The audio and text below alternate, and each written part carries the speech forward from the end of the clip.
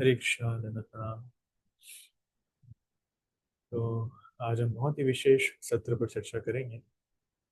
इस सत्र का नाम है आश्रय में रहकर भक्ति कैसे करें। तो भक्ति जीवन में ये आश्रय बहुत महत्वपूर्ण है। इस आश्रय को अलग अलग नाम से भी जाना जाता है। इसको शरणागति भी कहते हैं, इंग्लिश में शेल्टर कहते हैं, सरेंडर कहते हैं, डिपेंडेंस कहते हैं। तो भक्ति जीवन में जब हम हैं तो अपने आप में मुख्य अंग हो जाता है आश्रय में रहना, या फिर गुरु कृष्ण की शरणागति में रहना, शेल्टर में रहना। प्रायः इस दुनिया में हर एक व्यक्ति वो अपनी बुद्धि पर ज़्यादा निर्भर करता है, अपने सामर्थ्य पर, अपनी शक्ति पर, अपने धन पर, अपने प्रभाव पर, प्रभुत्व पर, इन्फ्लुएंस पर। इन सारी चीज़ों पर एक व्यक्ति ज़्यादा डिपेंडेंट होता है, उसको खुद पर ज़्यादा भरोसा है। राइट। और आज के समाज में लोग एक दूसरे को दूसरों को शिक्षाओं भी देते हैं कि ऐसे खुद पर विश्वास होना चाहिए, कॉन्फिडेंस होना चाहिए, फेथ होना चाहिए, और इंस्पायर्ड होना चाहिए, मोटिवेशन होना चाहिए, इस प्रकार से। और जहाँ दूसरों की हेल्प लेने की बात आती है, दूसरों की मदद हमें लेना चाहिए, तो लोग उसको एक वीकनेस समझते हैं। लोग बोलते हैं, नहीं मुझे कोई मदद नहीं चाहिए, मुझे किसी की मदद नहीं चाहिए, मैं अपने आप में इंडिपेंडेंट हूँ, मैं अपने आप में। तो जैसे कृष्ण का जो स्वभाव है, कृष्ण वास्तविकता में इंडिपेंडेंट है, कृष्ण अपने आप में संपूर्ण है। उसी प्रकार से एक जीव सोचता है कि मैं अपने आप में इंडिपेंडेंट हूँ, कंप्लीट हूँ। ऐसा नहीं है। हम किसी भी स्तर पे क्यों ना हो, कोई ना कोई एक व्यक्ति हमें चाहिए जो हमें गाइड कर सकता है। बिना किसी की गाइडेंस के हम रह नहीं सकते, बिना किसी के आश्रय के हम रह नहीं सकते। right? जैसे एक छोटा सा बच्चा है, छोटा सा बच्चा अपने माता पिता के आश्रय में रहता है तब वो बहुत सुखी है। लेकिन जैसे ही वो माता पिता का आश्रय छोड़ देता है, एक छोटा सा बच्चा बहुत दुखी हो जाता है। और उसको कोई किडनैप करके जा सकता है, उसका एक्सीडेंट हो सकता है, वो भूखे रहेगा, उससे कोई पूछेगा नहीं। तो एक बालक के लिए सर्वश्रेष्ठ स्थिति है कि वो अपने माता पिता के आश्रय में रहे। राइट। आपने कई बार देखा होगा कि अ, अपनी माँ की गोद में एक छोटा सा बच्चा बहुत सेफ है, वो बहुत खुश होता है, बड़े आराम की नींद सोता है। राइट। लेकिन उसको अकेला अगर छोड़ दिया जाए तो बड़ा विचलित हो जाता है, तड़पने लग जाता है। उसी प्रकार से एक जीव जो कृष्ण की संतान है, जब वो कृष्ण के आश्रय में रहता है, कृष्ण की शरणागति में रहता है, तब एक जीव बहुत सुख में, आनंद में रहता है, शांत भाव में रहता है, संतुष्ट रहता है। उसको किसी चीज की चिंता नहीं है। राइट। वो सर्वस्व तुम्हार चरण सोपिया पड़ेछि तुम्हार घड़े। अपना सब कुछ छोड़ करके जब भगवान के चरणों में वो रहता है, भगवान को ही अपना आश्रय मानता है, तब वास्तविकता में एक जीव प्रसन्न रहता है, एक जीव सुखी रहता है। नहीं तो उस छोटे से बच्चे की भांति जो अपने माता पिता का आश्रय, कई बार आपने देखा भी होगा कि बच्चे जो अनाथ हो जाते हैं वो कितने दुखी रहते हैं, कितने कष्ट में रहते हैं, और उनकी परवरिश अच्छे से नहीं हो पाती। तो उसी प्रकार से हम भगवान की संतान हैं, और भगवान की संतान होने के नाते हम जितना कृष्ण पर आश्रित रहेंगे, कृष्ण की शरण में रहेंगे, उतने ही हम प्रसन्न रहेंगे। हमें किसी चीज की चिंता नहीं। एक छोटा सा बच्चा, उसे किसी चीज की परवाह नहीं, किसी चीज की चिंता नहीं। उसको पता है उसका खाना पीना, उसका रहना, उसके कपड़े, उसकी एजुकेशन, हर एक वस्तु की, हर एक जिम्मेदारी की केयर उसके माता पिता कर लेंगे। उसी प्रकार जब हम भक्ति जीवन में आते हैं तो भगवान पर हमें विश्वास होना चाहिए। शरणागति के 6 अंग होते हैं। 6 अंग क्या क्या हैं? सबसे पहला होता है दैन्य, विनम्रता, आत्मनिवेदन। हम पूरी तरीके से भगवान को शरणागत हो जाते हैं। गोप तृप्ते वरण, भगवान हमारे पालक हैं। राइट। अवश्य रक्षी पे कृष्ण विश्वास पालन, हर परिस्थिति में भगवान हमारी रक्षा करेंगे, ये चौथा अंग है। पांचवा, भक्ति अनुकूल्य मात्र कार्य स्वीकार, जो भक्ति के अनुकूल है सिर्फ वही कार्य हम करते हैं, वो पांचवा अंग है। और छठा, भक्ति प्रतिकूल भाव वर्जन अंगीकार, और जो भक्ति के प्रतिकूल है, which is unfavourable for Krishna consciousness, उसको वर्जन करना, उसका त्याग करना। एक जीव जब ये 6 लक्षण दिखाता है तब समझना चाहिए कि एक जीव शरणागत है। अगर इनमें से 6 लक्षण में नहीं है, अगर कोई एक भी नहीं है, तो समझना चाहिए कि नहीं, शरणागति में कुछ ना कुछ स्तर पर कमी है। जैसे छोटा सा बच्चा है, छोटा सा बच्चा अपने माता पिता के आगे हमेशा विनम्र रहता है। राइट। और उसको पता है उसके माता पिता उसकी सारी ज़रूरतों का ध्यान रखेंगे, उसको पता है उसके माता पिता उसकी हर अवस्था में सुरक्षा करेंगे। इसलिए कभी कभी बच्चे क्या करते हैं, वो खिड़की से कूदना चाहते हैं या पंखे में हाथ डालना चाहते हैं, इलेक्ट्रिक सॉकेट में हाथ डालना चाहते हैं, उनको टेंशन नहीं है। उनको पता है मैं कुछ गलती करूंगा, फटाफट मम्मी पीछे से दौड़ करके आएगी और मुझे बचा लेगी, या फिर फटाफट मम्मी दौड़ करके आएगी, मुझे डांटेगी या मारेगी, चांटा मारेगी, दैट इज ऑल्सो फाइन। लेकिन उसको पूरा कॉन्फिडेंस है मैं कुछ गलती करूंगा, मेरी मम्मी है, मेरे पापा है, दे विल प्रोटेक्ट। ये होता है अवश्य रक्षी व कृष्ण। जैसे कृष्ण जब वृंदावन में थे, तब ग्वाल बाल भले ही कृष्ण छोटे बालक के रूप में है, लेकिन उनके जितने मित्र हैं उनको इतना कॉन्फिडेंस है कि कितनी ही कठिन से कठिन परिस्थिति क्यों ना आ जाए, कितने ही बड़े से बड़ा राक्षस क्यों ना आ जाए, कृष्ण हमारी रक्षा करेंगे। इसलिए जब अघासुर आता है तो अघासुर का इतना बड़ा मुख खुला हुआ देख करके ग्वाल बाल सोचते हैं, उनको डाउट होता है कि ये कोई गुफा है या फिर कोई राक्षस है। देखने में तो लग रहा है शायद सर्प का मुंह है, नहीं नहीं गुफा जैसी भी लग रही। फिर भी लोग, उनको डाउट है क्योंकि अभी तक तो वृंदावन में ऐसी गुफा देखी नहीं, और इसके मुंह से थोड़ी सी बदबू भी आ रही है, गुफा से तो बदबू नहीं आती, जरूर राक्षस होगा। फिर कोई बोलता है अरे चिंता की बात क्या है, कृष्ण हमारे साथ है ना, अगर राक्षस भी है तो कृष्ण हमारी रक्षा करेंगे, इस राक्षस का अंत कृष्ण करेंगे, कृष्ण ने बहुत सारे राक्षसों को मारा है, चिंता मत करो, चलो देखते हैं क्या होता है। और सारे ग्वाल बाल बछड़ों को लेकर के अघासुर के मुख में चले जाते, राइट। उन्हें बिल्कुल चिंता नहीं है, बढ़िया डांस करते करते, नाचते गाते, खेलते खेलते अघासुर के मुख में जा रहे हैं। और कृष्ण दूर होते हैं, दूर से देखते हैं, कृष्ण रोकने का प्रयास करते हैं, लेकिन बच्चों को कोई चिंता ही नहीं, वो सुन ही नहीं रहे हैं और अंदर ही अंदर अघासुर के मुख में जा रहे हैं। इसको कहते हैं शरणागति।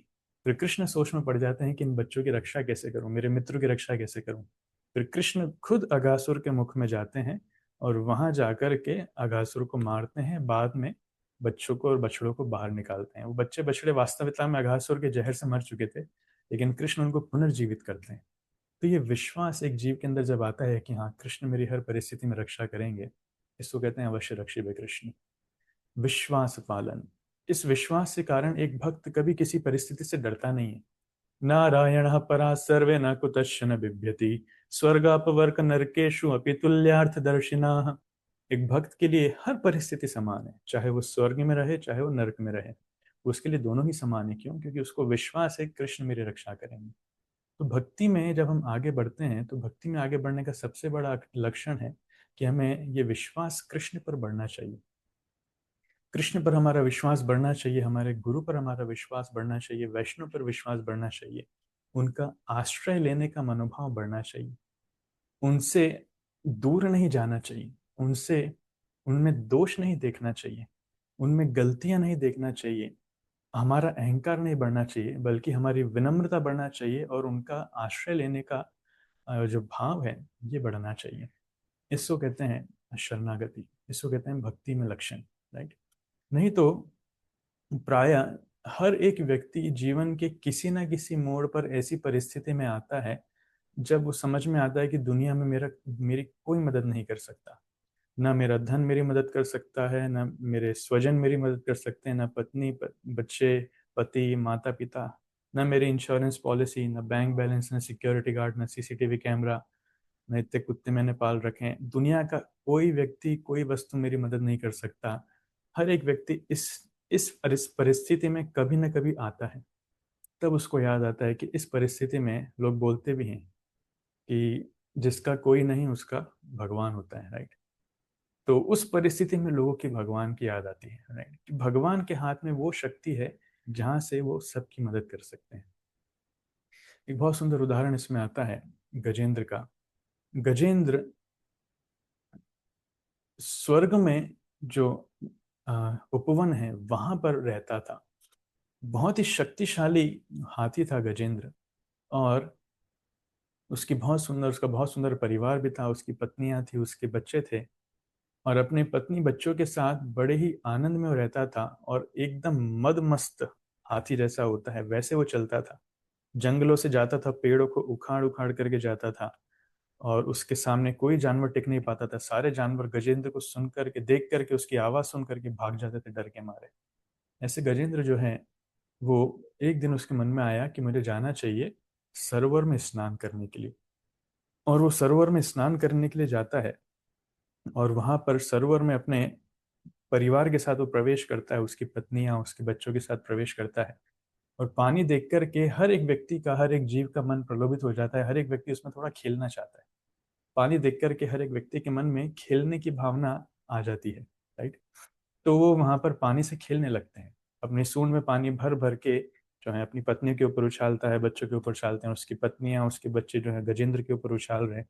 ऐसे काफी देर तक गजेंद्र जो है वो पानी में मस्ती कर रहे थे, नहीं। लेकिन उस पानी में एक मगरमच्छ रहता था, और ये मगरमच्छ उस पानी में ही रहता था। तो जैसे ही गजेंद्र इस प्रकार से पानी से मस्ती करते हैं, मगरमच्छ को बड़ा डिस्टरबेंस फील होता है। वो सोचता है कौन है भाई, मेरी टेरिटरी में आ गया, मुझे डिस्टर्ब कर रहा है। और तो थोड़ी देर वो सहन करता है, लेकिन बाद में जब सहन नहीं होता तब वो सोचता है कि इसको मुझे सबक सिखाना पड़ेगा। फिर गजेंद्र आकर, सॉरी, मगरमच्छ आकर के गजेंद्र का पैर अपने मुंह में दबोच लेता है, जैसे आपको फोटो में दिख रहा है। तो गजेंद्र का जैसे ही पैर मुंह में दबोच लेता है, अभी आप किसी ने अगर फील किया हो, फील तो नहीं, किसी ने अगर देखा हो या सुना हो, तो मगरमच्छ का जो जबड़ा रहता है बहुत ही शक्तिशाली रहता है। अगर उसके जबड़े में कुछ फंस गया, उसने किसी को अपने मुंह में दबा लिया, तो कोई छुड़ा नहीं सकता। जैसे माया का चंगुल है, ऐसे मगरमच्छ का ये जबड़ा है। उसके मुंह में अगर कुछ आ गया तो किसी की शक्ति नहीं है। भले ही गजेंद्र, गजेंद्र मतलब हाथियों का राजा है वो स्वर्ग में, लेकिन फिर भी वो अपने मगरमच्छ के मुख से अपना पैर छुड़ा नहीं पाता। दोनों के बीच में बहुत युद्ध चलता है। होता क्या है कि जैसे ही गजेंद्र के पैर को ये मगरमच्छ पकड़ लेता है, तब इमीडिएटली गजेंद्र चिल्लाने लगता है, तड़पड़ाने लगता है, और उसी समय उसके जितने पत्नियां बच्चे थे सभी तालाब से बाहर भाग जाते हैं।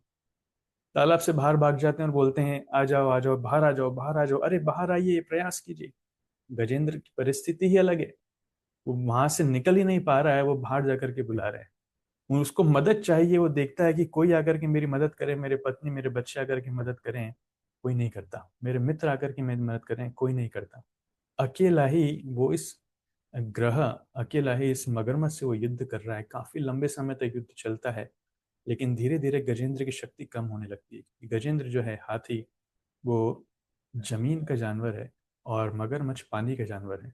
पानी में रह करके मगरमच्छ की शक्ति बढ़ रही है और गजेंद्र की शक्ति घट रही है। उस कठिन परिस्थिति में जब गजेंद्र पूरा प्रयास करता है, उस समय उसकी शक्ति काम नहीं आती। उसका सामर्थ्य, उसका यश, उसका सौभाग्य, उसकी पत्नी, उसके बच्चे, जितना कुछ था, उसकी बुद्धि, कुछ काम नहीं आ रहा है। उस समय गजेंद्र को अपने पूर्व जन्म के बारे में स्मरण आता है कि कैसे पहले वो राजा इंद्रद्युम्न हुआ करते थे और भगवान की भक्ति वो किया करते थे, लेकिन किसी एक साधु के श्राप से वो एक हाथी के रूप में परिवर्तित हो गए थे। उस समय उसको याद आता है कि इस परिस्थिति में कौन मेरी मदद करेगा, स्वयं भगवान एक कृष्ण या विष्णु ही मेरी मदद करेंगे। तो वो सरोवर में एक गुलाब का फूल उग रहा था, उसको, गुलाब के फूल को अपनी सूंड से उठाता है और आकाश में दिखाते हुए बहुत सुंदर भगवान को प्रार्थना करता है, भगवान को बुलाता है। हे कृष्ण, हे यादव, हे विष्णु, हे राम, इस प्रकार से वो बुलाने लगता है। और दूर से देखता है, जब भगवान सुनते हैं कि मेरा भक्त मुझे बुला रहा है, उस कठिन परिस्थिति में बुला रहा है, तो भगवान विष्णु गरुड़ पर सवार होकर के आते हैं। देखते हैं कि गरुड़ भी धीरे धीरे उड़ रहा है, वो इतना फास्ट नहीं उड़ पा रहा है, तो भगवान विष्णु जो है गरुड़ से तेज उड़ करके आना चाहते हैं, उसको पीछे छोड़ करके आना चाहते हैं। तो दूर से जब देखता है गजेंद्र विष्णु आ रहे हैं, तो वो जो गुलाब का, नॉट गुलाब, कमल का पुष्प जो है, कमल का पुष्प उनको अर्पित करता है। और एक बहुत सुंदर गजेंद्र जो है प्रार्थना बोलते हैं, काफी सुंदर प्रार्थना उनकी है। उसमें से एक सुंदर प्रार्थना, एक श्लोक है, हम यहाँ पर दोहराएंगे, श्रीमद् भागवतम में आता है। माद्रिक प्रपन्न पशुपाश विमोक्षणाय मुक्ताय भूरि करुणाय नमो अलराय स्वांसेन सर्वतनुभृन् मनसि प्रतीत प्रत्यक दृशे भगवते बृहते नमस्ते। मतलब, since an animal such as me has surrendered unto you, who are supremely liberated, certainly you'll release me from this dangerous position. Indeed, being extremely merciful, you incessantly try to deliver me. नहीं, मैं तो पराठा खाऊंगी। By your partial feature as Paramatma, you are situated in the hearts of all embodied beings. You are celebrated as direct transcendental knowledge, and you are unlimited. I offer my respectful obeisances unto you, the Supreme Personality of Godhead. ये कितनी सुंदर प्रार्थना है। माद्रिक प्रपन्न पशुपाश विमोक्षणाय मुक्ताय भूरि करुणाय नमो अलयाय। माद्रिक, मेरे जैसा, मेरे जैसा पशु जो अभी फंस चुका है, वो आपकी प्रपन्न शरण स्वीकार कर रहा है, वो आपकी शरण में आ रहा है, राइट। इसलिए हे भगवान मुक्ताय, आप सबको मुक्त करते हैं, मुक्ति प्रदान करते हैं। क्यों? क्योंकि भूरी करुणाय, आप बहुत ही करुणामय है। तो आप मुझे भी मुक्त कीजिए। नमो अलयाय, आप स्वयं भगवान हैं, आपको नमस्कार है। और अलयाय शब्द का अर्थ है कि यू आर नेवर इनअटेंटिव और आइडियल। आप कभी भी इनअटेंटिव नहीं है, आप हमेशा अलर्ट हैं अपने भक्तों की प्रार्थनाओं को सुनने के लिए। भगवान वेट करते हैं कब मेरे भक्त आएंगे, मेरे लिए प्रार्थना करेंगे, मेरे शरणागत होना चाहेंगे, कब मुझे बुलाएंगे और मैं जाऊंगा उनकी मदद करने के लिए, राइट। स्वांसेन सर्व तनुभृन मनसी प्रतीता, और अपने अंश परमात्मा के रूप में आप सभी व्यक्तियों के हृदय में वास करते हैं, सिर्फ इस वेट करने के लिए कब एक जीव जो है वो पलट कर मुझे देखेगा और मेरी भक्ति करना चालू करेगा। प्रत्यक दृश्य भगवते बृहते नमस्ते। मैं आज साक्षात आपको देख करके आपको प्रणाम करता हूँ, मेरा प्रणाम स्वीकार कीजिए और मेरी रक्षा कीजिए। तो भगवान गजेंद्र की प्रार्थनाओं से इतने प्रसन्न होते हैं, इतने प्रसन्न होते हैं कि आते ही सबसे पहले वो अपने चक्र से उस मगरमच्छ का गला काटते हैं और गजेंद्र को बचाते हैं, right? अब प्रश्न ये आता है, कोई कोई आचार्य बोलते हैं देखिए गजेंद्र तो सौभाग्यशाली है ही सही, नो डाउट, लेकिन गजेंद्र का पैर पकड़ने के कारण वो मगरमच्छ भी सौभाग्यशाली हो जाता है। इसलिए भगवान के हाथों से उसका वध होता है। जब भगवान के हाथों से उसका वध होता है तो उसको भी सदगति, उसको भी भगवत प्राप्ति होती है। तो भक्तों के चरण पकड़ने का ये एक बेनिफिट है। एनीवेज, तो गजेंद्र, इसलिए इस अवस्था में भी देखिए गजेंद्र की परिस्थिति है, कुछ काम नहीं आया, भले ही वो राजा है, हाथियों का राजा है, उसकी पत्नी बच्चे सब हैं, एवरीथिंग ही हैज, जीवन की उस कठिन परिस्थिति में कोई काम नहीं आता। उस समय हमें, ये हमारी एक, उस समय इतनी भक्ति हमारी होनी चाहिए कि हम भगवान की शरण स्वीकार कर सकें। Another beautiful example is Draupadi. Draupadi के पति स्वयं पांडव हैं, जिसमें धर्मराज भी हैं, जिसमें अर्जुन जैसे महान योद्धा भी हैं, जिसमें भीम जैसे बलवान वीर भी हैं, जिनके पास 10,000 हाथियों का बल है। जब द्रौपदी का वस्त्र हरण हो रहा था तो उस सभा में उसके पांचों पति मौजूद थे, वो कुछ नहीं कर पा रहे थे।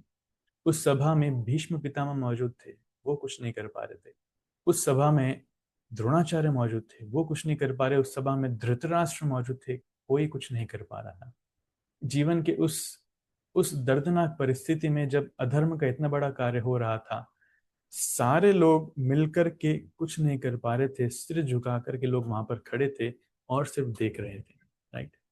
उस समय द्रौपदी को याद आती है, और द्रौपदी खुद भी अपनी रक्षा करने का प्रयास करती है। पहले दोनों हाथों से अपनी साड़ी पकड़ती है, फिर जब दोनों हाथों से नहीं पकड़ पाती तो दांत में दबाती है, एक हाथ से पकड़ती है। लेकिन दुशासन इतना शक्तिशाली था कि वो इजीली छुड़ा लिया। मान लीजिए कोई शेर एक एक हिरण को पकड़ ले, उस समय द्रौपदी को याद आता है कि वास्तविकता में कृष्ण ही एकमात्र मेरी इस समय रक्षा कर सकते हैं और कोई नहीं।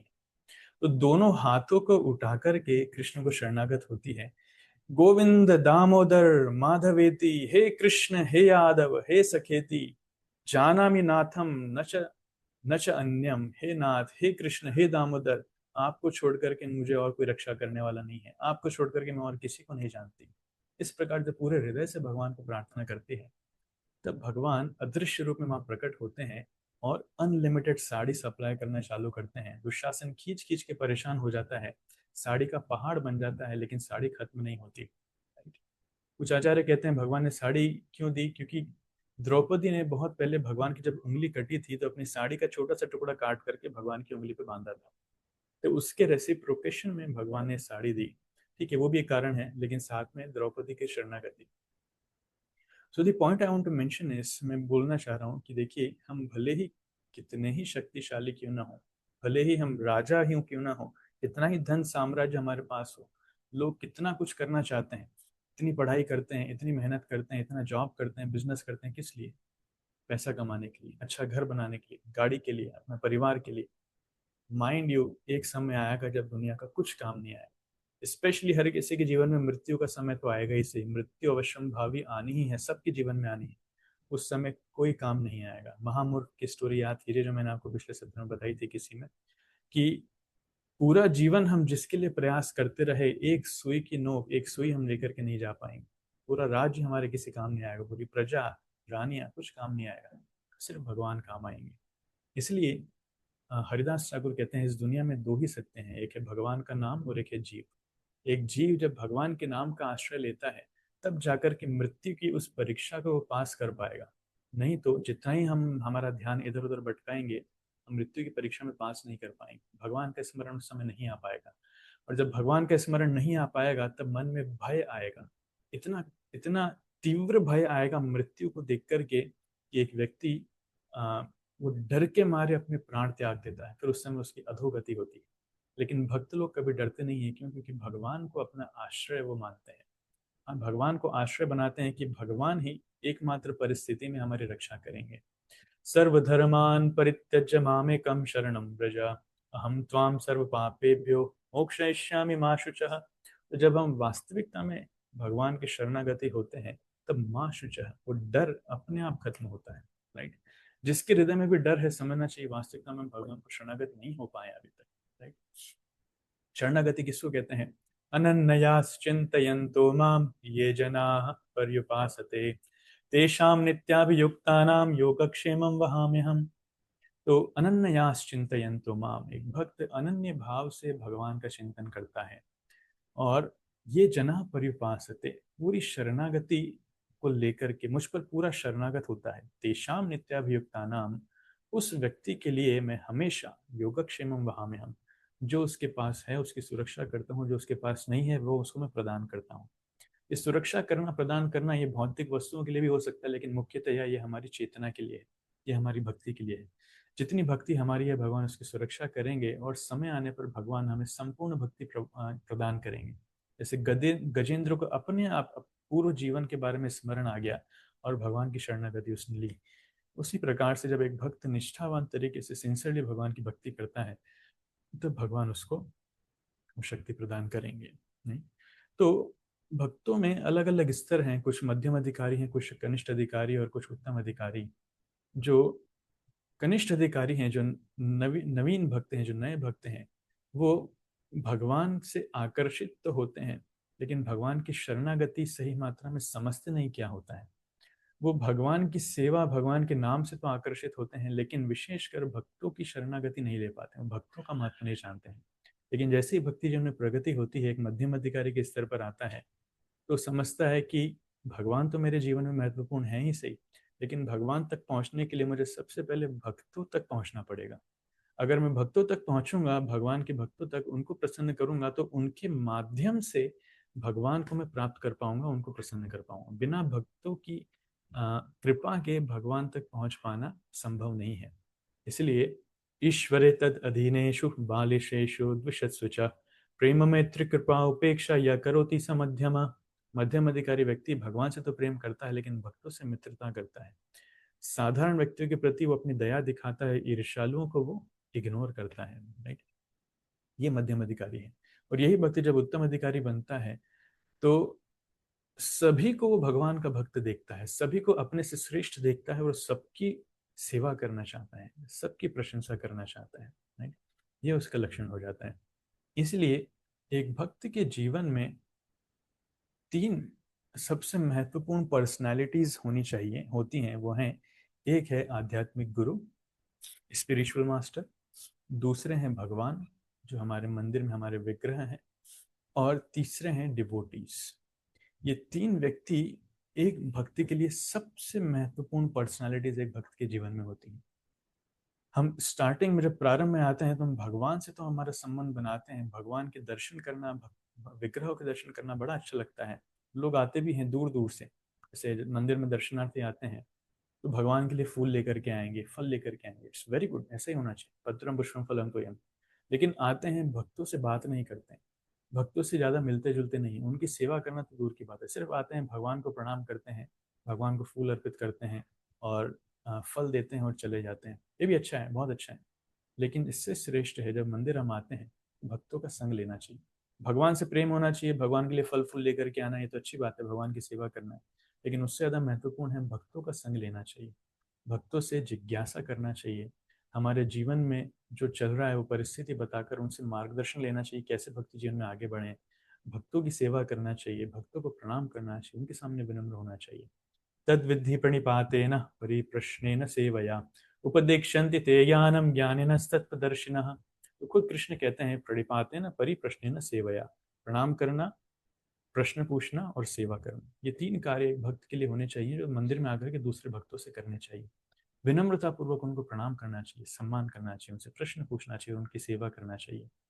वो हमें ज्ञान देंगे, ज्ञानिनस तत्वदर्शिनः, वो हमें ज्ञान देंगे क्योंकि उन्होंने तत्व देख रखा है। सीधा जाकर के भगवान से संबंध हम स्टैब्लिश नहीं कर सकते, इट्स अ मिथ। ये एक भ्रम है जब व्यक्ति सोचता है कि मुझे किसी की आवश्यकता नहीं है, मुझे कोई गुरु नहीं चाहिए, किसी भक्त की आवश्यकता नहीं, मैं अपने हिसाब से भगवान से संबंध बना लूंगा। No boss, it's not possible. हर एक व्यक्ति के जीवन में भक्त होने ही चाहिए। अगर भक्त नहीं है तब वो आगे प्रगति नहीं कर सकता। इसलिए जीवन में गुरु का बड़ा महत्व है। गुरु के माध्यम से ही हमें कृष्ण तक जाना चाहिए। बिना गुरु की कृपा के एक व्यक्ति कृष्ण की कृपा प्राप्त नहीं कर सकता। यस्य प्रसादात भगवत प्रसादो यस्य अप्रसादान न गति कुतोपि। भगवान सॉरी गुरु प्रसन्न होंगे तो भगवान भी प्रसन्न होंगे। अगर गुरु प्रसन्न नहीं है, यस्य अप्रसादान, तो उसकी कोई गति नहीं है, उसका कुछ नहीं हो सकता, सिंपल टर्म्स में कहा जाए। इसलिए आध्यात्मिक जीवन में सबसे पहली सीढ़ी है आदौ गुरु पादाश्रय। आदौ मतलब प्रारंभ का, पहली सीढ़ी है गुरु के चरणों का आश्रय स्वीकार करना, taking shelter of spiritual master. तो आश्रय, गुरु के चरणों का आश्रय बड़ा आवश्यक है। गुरु एक दीक्षा, गुरु से हमें दीक्षा लेना चाहिए, साथ में अन्य वैष्णवों से शिक्षा लेना चाहिए, ये गुरु संबंध होना जरूरी है। और जब हम इस प्रकार से गुरु के एक विनम्र सेवक के रूप में कार्य करते हैं, उनकी प्रसन्नता से वास्तविकता में भगवान प्रसन्न होते हैं। और जितनी मात्रा में गुरु प्रसन्न है उतनी मात्रा में भगवान अपने आप को एक शिष्य को प्रदान करते हैं। ठीक है, मैं अपने आप को रिवील कर रहा हूँ, क्योंकि भगवान के पास ये अधिकार है। भगवान चाहे तो किसी को खुद को देंगे, नहीं तो नहीं देंगे। भक्ति करने से वास्तविकता में हम भगवान को ही प्राप्त करते हैं, भगवान को खरीद लेते हैं। तो भगवान किसी को धन दे सकते हैं, किसी को जन दे सकते हैं, उसको जो भौतिक वस्तु चाहिए दे सकते हैं, लेकिन खुद को देना सबसे बड़ी बात है। इसलिए योग्य अगर व्यक्ति नहीं है तो भगवान खुद को नहीं देंगे। लेकिन जो गुरु की संपत्ति बनता है, भगवान उसकी संपत्ति बनते हैं। जो गुरु की संपत्ति नहीं बन सकता, जो गुरु का आश्रय स्वीकार नहीं कर सकता, भगवान भी उसको आश्रय नहीं देते हैं। भगवान उसको आ, अपना स्वीकार नहीं करते हैं, राइट। इसलिए भक्ति की प्रारंभ होती है गुरु का आश्रय लेने से। तो शिल रूप गोस्वामी भी जब भक्ति रसामृत सिंधु ग्रंथ लिखते हैं, जो शिल प्रभुपाद कहते हैं कि हमारे भक्ति जीवन के लिए सबसे महत्वपूर्ण आधार ग्रंथ है, उसमें 64 गुणों का वर्णन करते हैं। 64 गुणों में सबसे पहले जो 5 गुण हैं, वो 5 गुण ही हैं गुरु के आश्रय के ऊपर। गुरु स्वीकार करना, गुरु की सेवा करना, गुरु से श्रवण करना, गुरु का आश्रय स्वीकार करना, गुरु के आदेशों का अपना जीवन प्राण मानना। इस प्रकार से 5 सबसे पहले और महत्वपूर्ण गुण है गुरु के ऊपर। तो गुरु के चरण, गुरु का आश्रय, गुरु के इंस्ट्रक्शंस, उपदेश, गुरु के चरणों की धूली, ये सब महत्वपूर्ण है। इसलिए रोजाना श्रील प्रभुपाद ने सिस्टम बिठाया है कि सुबह सुबह 4:30 बजे हम क्या गाते हैं, संसार दावा नल विधौ का। वो सारे 8 श्लोक वास्तविकता में गुरु की महिमा है, राइट। वंदे गुरु श्री चरणारविंद। और बाद में गुरु पूजा के समय हम क्या गाते हैं, श्री गुरु चरण पद्मा केवल भक्ति सदमा। तो गुरु के चरणों की महिमा हम उस समय करते हैं। तो पूरी की, अब दोनों जो प्रमुख आरतियां हैं दोनों गुरु के ऊपर आधारित हैं। तो ये हमें सीखना चाहिए। हमारे आचार्य हमें गुरु से संबंध बनाना सिखा रहे हैं, किस प्रकार हमें, हम सिर्फ गुरु की महिमा ही गाएंगे, गुरु की भक्ति ही करेंगे तो अपने आप ही कृष्ण की भक्ति उसमें हो जाएगी। अलग से कृष्ण की भक्ति, गुरु को छोड़ करके अलग से कृष्ण की भक्ति करना चाहेंगे तो उससे नहीं होनी चाहिए, राइट। इसलिए श्रील भक्ति सिद्धांत सरस्वती ठाकुर कहते हैं, कभी कोई व्यक्ति सोचे कि नहीं मुझे गुरु का आश्रय लेने की जरूरत नहीं है, मैं अकेले भक्ति कर सकता हूँ, no, it's a great myths. Bhakti Siddhanta Maharaj कहते हैं, a person's defects are better rectified in a private tutorial class और private coaching than in hearing lectures in a school. तो एक व्यक्ति के जो अंदर जो त्रुटियां हैं, वो त्रुटियां कहाँ सुधरेंगी, जब एक व्यक्ति किसी से व्यक्तिगत रूप से कोचिंग ले रहा है। अगर सिर्फ पब्लिक क्लासेस में जाकर के सुन करके आएगा तो उसकी जो दोष हैं, उसकी जो गलतियां उसको कभी समझ में ही नहीं आएंगी।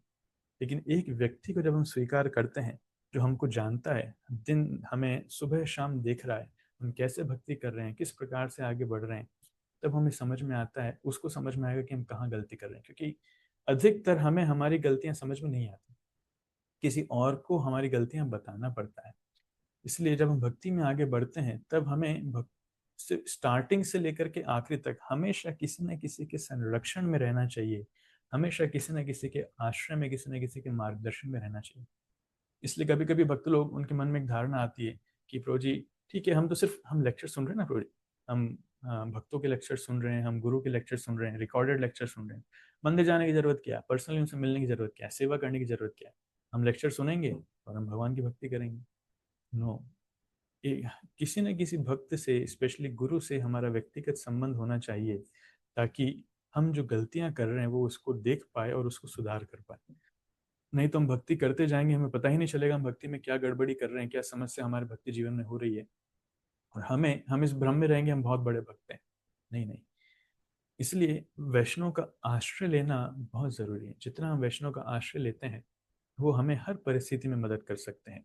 आश्रय का डीपर मीनिंग क्या है? आश्रय का डीपर मीनिंग है, देखिए, कोई वैष्णव हमारे साथ है जो हमसे सीनियर है, हमारा बहुत ही कॉन्फिडेंशियल मित्र है, वेल विशर है, या फिर गुरु है, जिसके ऊपर हम पूरा भरोसा कर सकते हैं और पूरी तरीके से विश्वास कर सकते हैं, राइट? वो हमारे लिए रोल मॉडल है और वो हमें हर परिस्थिति में इंस्पिरेशन देगा, गाइडेंस देगा। ये होता है आश्रय का मतलब। साथ ही वो ऐसा व्यक्ति है, हमारे हृदय के जितने ही कठिन से कठिन संघर्ष क्यों नहीं, हमें कितना ही डर क्यों ना लग रहा हो, हमारी कितनी ही गलतियां क्यों ना है, हम उसको सब कुछ बता सकते हैं। जैसे एक छोटा सा बच्चा अपने माता पिता से सब कुछ शेयर करता है, उसी प्रकार से हम हमारे गुरु से या वरिष्ठों से सब कुछ शेयर कर पाएंगे। उसका मतलब होता है आश्रय लेना। नोइंग वेल, वो जानता है, वो सब कुछ सुनने के बाद भी चीज़ों को कॉन्फिडेंशियल रखेगा, किसी को बताएगा नहीं, राइट? क्योंकि उसकी और कोई रुचि नहीं है, उसकी सिर्फ एकमात्र उसकी इच्छा है, रुचि है कि हमारा भक्ति जीवन में कैसे हमारी उन्नति हो। वो उसकी एकमात्र रुचि है। उसका कोई फाइनेंशियल इंटरेस्ट नहीं है, उसको कोई डोनेशंस नहीं चाहिए, उससे कोई इमोशनल शेल्टर नहीं चाहिए, उसका कोई इंटरेस्ट नहीं है, ना वो अपने फॉलोअर बढ़ाना चाहता है। उसका सिर्फ एकमात्र इच्छा है, वो दूसरों की मदद करना चाहता है, दूसरों को कृष्ण के नज़दीक लेकर के जाने के लिए। इस प्रकार के व्यक्ति का आश्रय लेना ज़रूरी है। अगर हम सुधरना चाहते हैं, हम डिसिप्लिन होना चाहते हैं, तो इस प्रकार के व्यक्ति का हमारे जीवन में होना ज़रूरी है, जो हमारे हृदय में क्या क्या भावना चल रही हैं उन सबको जानता है, राइट? इसको कहा जाता है आश्रय। ये प्रश्न हमें अपने आप से पूछना चाहिए, क्या मेरे पास इस प्रकार के संबंध हैं? क्या इस प्रकार से कोई वैष्णव है हमारे जीवन में? क्या इस प्रकार से भक्त लोग हैं हमारे जीवन में जो हमारी मदद कर सकते हैं? That we need to ask. देखिए, श्रील प्रभुपाद का एक छोटा सा वीडियो मैं आपको दिखाऊंगा अभय चरण का। उसमें आपको समझ में आएगा कि वास्तविकता में प्रारंभ में हमें लगता है कि नहीं, हमें गुरु की आवश्यकता नहीं है, प्रभु जी हमने बहुत सारे साधुओं को देखा है, नहीं, लेकिन गुरु मतलब जैसे ही हम किसी गुरु के संपर्क में आते हैं, जैसे हम किसी वरिष्ठ भक्त के संपर्क में आते हैं, तो अचानक से ये फील होता है कि वाह, इस प्रकार का व्यक्ति मुझे दुनिया में कभी मिला ही नहीं, इस प्रकार के व्यक्ति मैंने जीवन में देखा नहीं। इसके एक एक शब्द मोती की तरह हैं, जो मेरे कानों के माध्यम से सीधा हृदय में जा रहे हैं और मेरा मेरा हृदय परिवर्तन कर रहे हैं। इस प्रकार का ज्ञान मेरे जीवन में अभी तक था नहीं। मैं इतने साल जीवन के बिता दिए, लेकिन मेरा जीवन कहाँ जा रहा था? इस व्यक्ति के आने से मुझे फील हो रहा है कि मेरा जीवन निरर्थक था और अब मेरे जीवन में सार्थकता आई है। ये व्यक्ति जो बोल रहा है, मुझे इससे इसके इसकी बातों को श्रवण करना अच्छा लगता है, मुझे इसके नज़दीक रहना अच्छा लगता है, इसकी सेवा करना अच्छा लगता है, इनके माध्यम से कृष्ण तक जाना अच्छा लगता है। इस प्रकार से ये अनुभव आना ज़रूरी है। तो शिला प्रभुपाद के जीवन में कैसे उनको शिला भक्ति सिद्धांत सरस्वती ठाकुर मिलते हैं, विल जस्ट हियर। छोटा सा अभय चरण का सेक्शन है, मैं आपको दिखाता हूँ, आप देखिएगा। आई होप इट इज विजिबल। तो काम हो गया? काम का क्या है, चलता ही रहता है। कहो क्या बात है? तुम मेरे साथ आ सकते हो? कहाँ? मैं तुम्हें किसी से मिलाना चाहता हूँ। अच्छा, लो। किससे? एक बहुत ही महान हस्ती से। मैं और रूपेन उनसे मिल चुके हैं। कौन है ये? भक्ति सिद्धांत सरस्वती महाराज, एक साधु है। ना बाबा ना, मैं क्षमा चाहता हूं, मैं किसी साधु वाधु से मिलना नहीं चाहता। अभय, तुम इस मामले में हमसे ज्यादा जानते हो। मैं जिनकी बात कर रहा हूं वो मामूली साधु नहीं है, बहुत बड़े विद्वान हैं, मायापुर से आए हैं और यही करीब उल्टा डंगा में रहते हैं। देखो यहाँ बहुत काम पड़ा है, फिर कभी मिल लेते हैं। अरे कमाल है, तुम इतने धार्मिक होकर भी एक साधु से मिलने से इनकार कर रहे हो। नरेन, अरे वो साधु है तो क्या कलकत्ता में भीख मांगने आया है? I have seen a lot of sadhus, I am not interested in them. यही तो कह रहा हूं कि तुम चल के तो देखो और हमें भी बताओ कि आखिर वो है क्या। चलो ना अभय। अच्छा ठीक है, लेकिन सिर्फ 5 मिनट के लिए। हाँ ठीक है बाबा, 5 मिनट के लिए सही, पर चलो तो। ठीक है, चलो। घोष बाबू, E-commerce and drop shipping doesn't work anymore. Very few people are making. मैं अभी आता हूं। हाँ हाँ, मैं हूं ना यहाँ। चलो नरेन। चलो। श्री चैतन्य महाप्रभु और उनके भक्त जैसे सर्वोत्तम हितकारी न थे, न हैं और न कभी आएंगे। दुनियादारी में मनुष्य को जो लाभ दिखाई देता है वो मनुष्य के लिए हानिकारक भी हो सकता है, परंतु श्री चैतन्य महाप्रभु और उनके भक्तों से जो लाभ हमें प्राप्त हुआ वो मनुष्य के नित्य कल्याण के लिए ही है। और ये लाभ केवल एक देश या एक जाति के लिए ही नहीं है, बल्कि ये सारे जगत के लिए हितकारी है। इसलिए श्री चैतन्य महाप्रभु की वाणी का प्रचार करना हम सबका परम कर्तव्य है।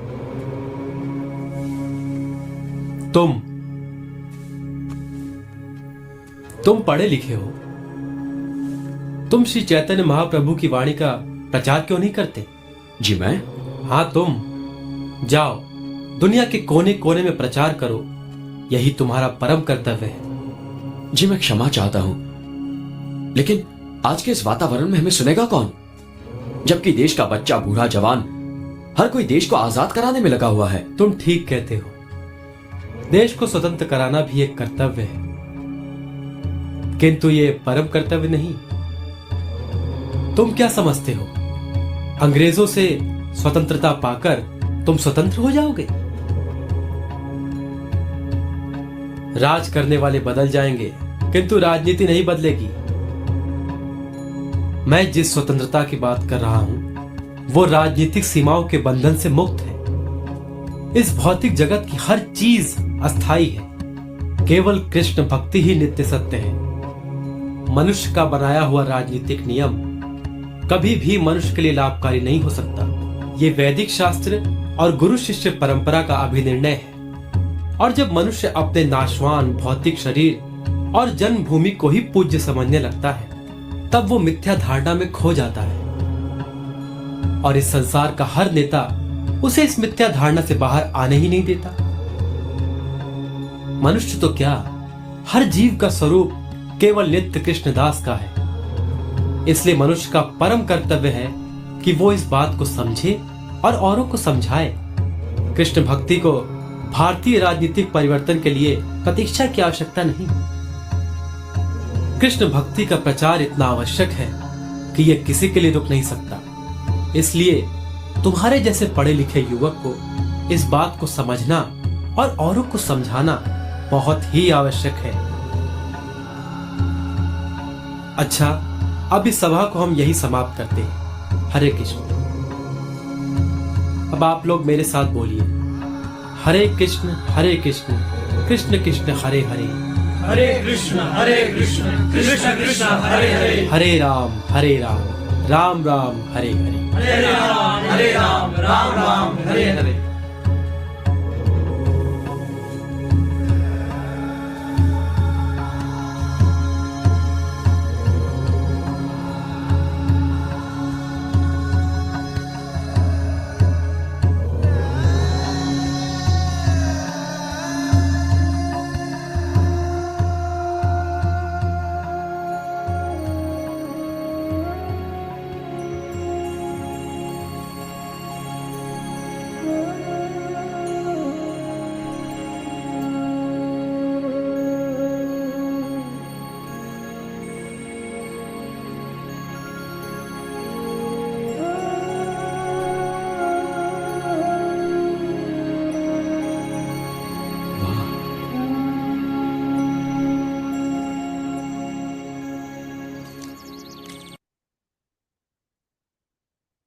तो आपने थोड़ा सा फील किया होगा कि शिल प्रभुपाद के हृदय में क्या भावना जा रही है, राइट।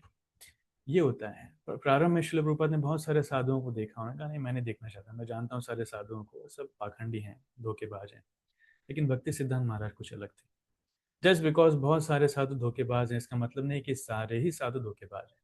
जस्ट बिकॉज कुछ डॉक्टर किडनी चोरी करते हैं इसका मतलब नहीं कि सारे ही डॉक्टर किडनी चोरी करें। जस्ट बिकॉज कुछ डॉक्टर धोखा देते हैं इसका मतलब नहीं कि सारे ही डॉक्टर धोखा देंगे। या फिर आप जिस थाली पर खा रहे हैं अगर कोई थाली खराब है तो उस थाली को छोड़ करके जमीन पर खाना रख के हम नहीं खाने लगेंगे। डजेंट मीन कि एक थाली खराब है तो सारी थालियां खराब है, दूसरी थाली लेना चाहिए।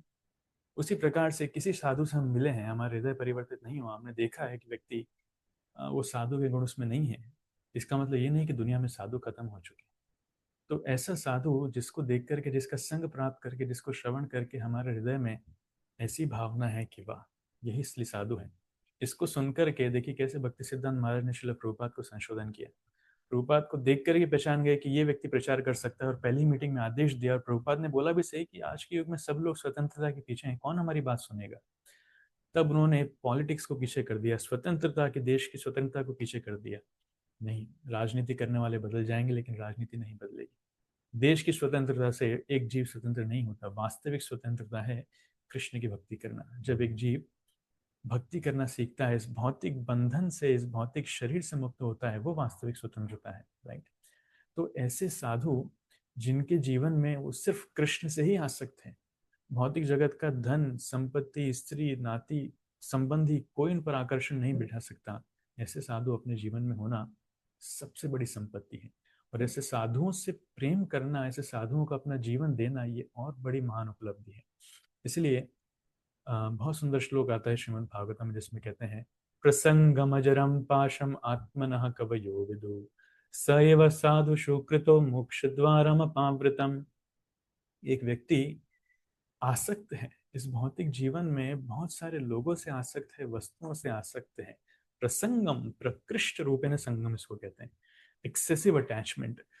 ये किसका काम करती है? प्रसंगम अजरम पाशम। ये पाशम, पाशम मतलब फंदे का काम करती है, जो एक व्यक्ति को बांधती है। जैसे फंदा, फांसी का फंदा होता है ना, व्यक्ति को लटका देते हैं, तो वो मारती है। इस भौतिक जगत में किसी भी व्यक्ति या वस्तु से आसक्ति एक व्यक्ति को फंसाएगी। लेकिन वही आसक्ति स एव साधु सुकृतो मोक्ष द्वारम अपावृतम, वही आसक्ति जब किसी साधु से मिल जाए, साधु पर आ जाए, एक महान भक्त पर आ जाए, तो मुक्ति के द्वार खुलती है, राइट।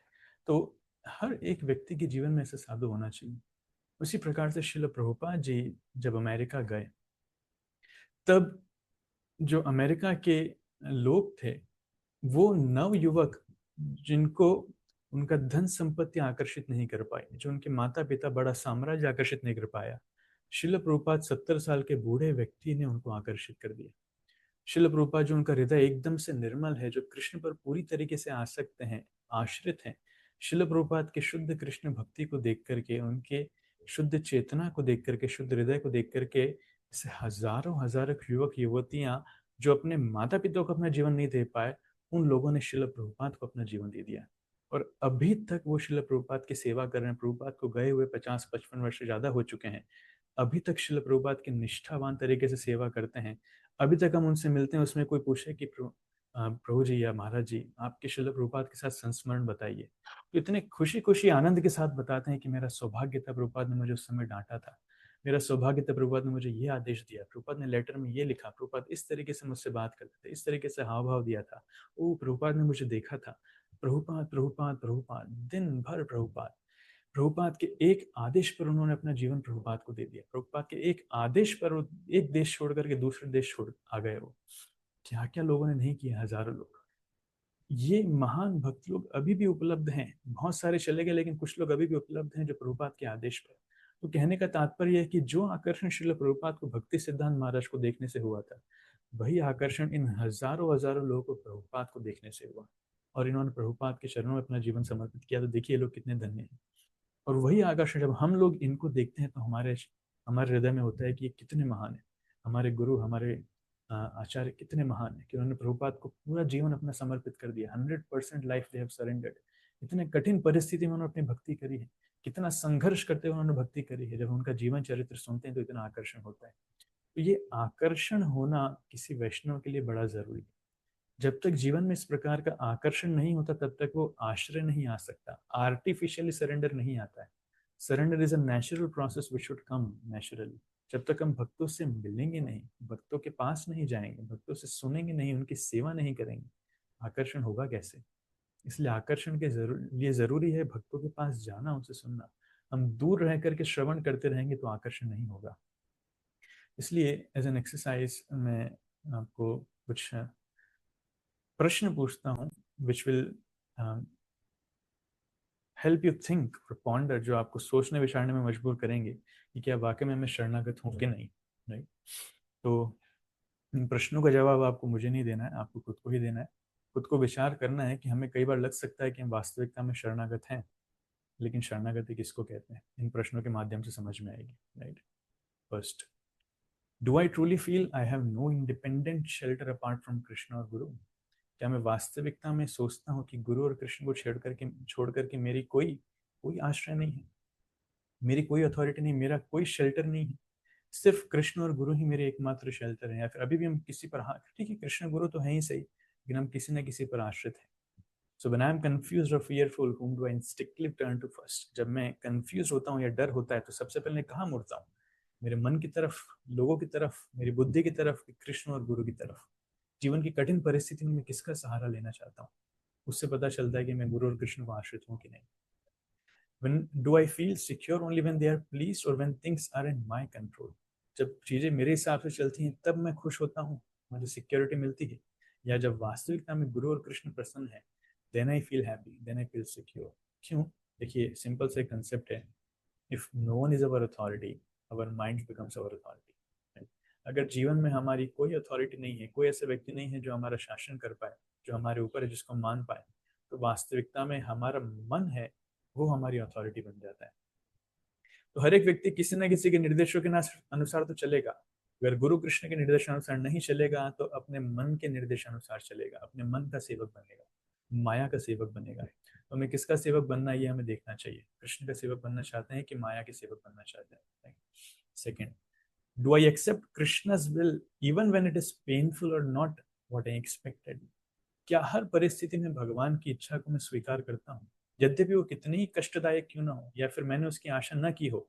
जीवन में कई बार सेटबैक्स आते हैं, कई बार कठिन दौर आता है जीवन में जिससे एक व्यक्ति गुजरता है। क्या उसको मैं भगवान कृष्ण की इच्छा के स्वरूप ले पाता हूँ? देखिए पांडवों का जीवन हम देखें, कुंती का जीवन हम देखें, और देवकी वसुदेव का जीवन देखें, ऐसे भगवान के कितने ही भक्त लोग हैं, कितनी कठिन कठिन परिस्थिति से गुजरे हैं वो, लेकिन हमेशा वो भगवान की भक्ति कर रहे हैं और भगवान के प्रति उनका विश्वास कभी भी डगमग नहीं हुआ है। वो हर परिस्थिति में भगवान की भक्ति, भगवान का आश्रय और लेने के लिए तैयार थे। इवन कुंती माने तो वो भी प्रार्थना करती हैं, विपदा शंतता शाश्वत तत्र तत्र जगत गुरु भवतो दर्शनम सस्यादा पुनर्भव दर्शनम। ये भगवान, वो कठिनाइयां जब हमारे जीवन में थी तब आप हमारे साथ में थे, अब वो कठिनाइयां चली गई हैं, जीवन में सब कुछ अच्छा है, तब आप भी जा रहे हैं। तो ऐसे सुख का फायदा क्या है? इससे अच्छा है कि वो कठिनाइयां ही हमारे जीवन में बार बार आए, विपदा हमारे जीवन में बार बार आए, ताकि हम आपके दर्शन निरंतर कर पाए। क्योंकि आपके दर्शन करने का फल है पुनर्भव दर्शनम। इस भौतिक जगत के दर्शन हमें नहीं करना पड़ेंगे। तो जीवन में विपदाओं से नहीं डर रहे हैं, वो कृष्ण के दर्शन करना चाहते हैं। विपदा है लेकिन हमारा मन अगर कृष्ण में लगा हुआ है, विपदा अच्छी है। ये कुंती महारानी की प्रार्थना है। इस स्तर तक पहुंचना बड़ा ही कठिन है। तो हमारे जीवन में जो कठिनाइयां आ रही हैं, क्या हम भगवान की इच्छा के रूप में स्वीकार कर पा रहे हैं? प्राय अधिकतर भक्त लोग मैं देखता हूँ जब जीवन में कठिनाइयां आती हैं तो सबसे पहली कंप्लेन करते हैं भगवान को कि भगवान हमारे जीवन में ऐसा क्यों हो रहा है, हमने आपकी इतने साल भक्ति करी और ये फल आप हमें दे रहे हैं। इस प्रकार की बातें आती हैं।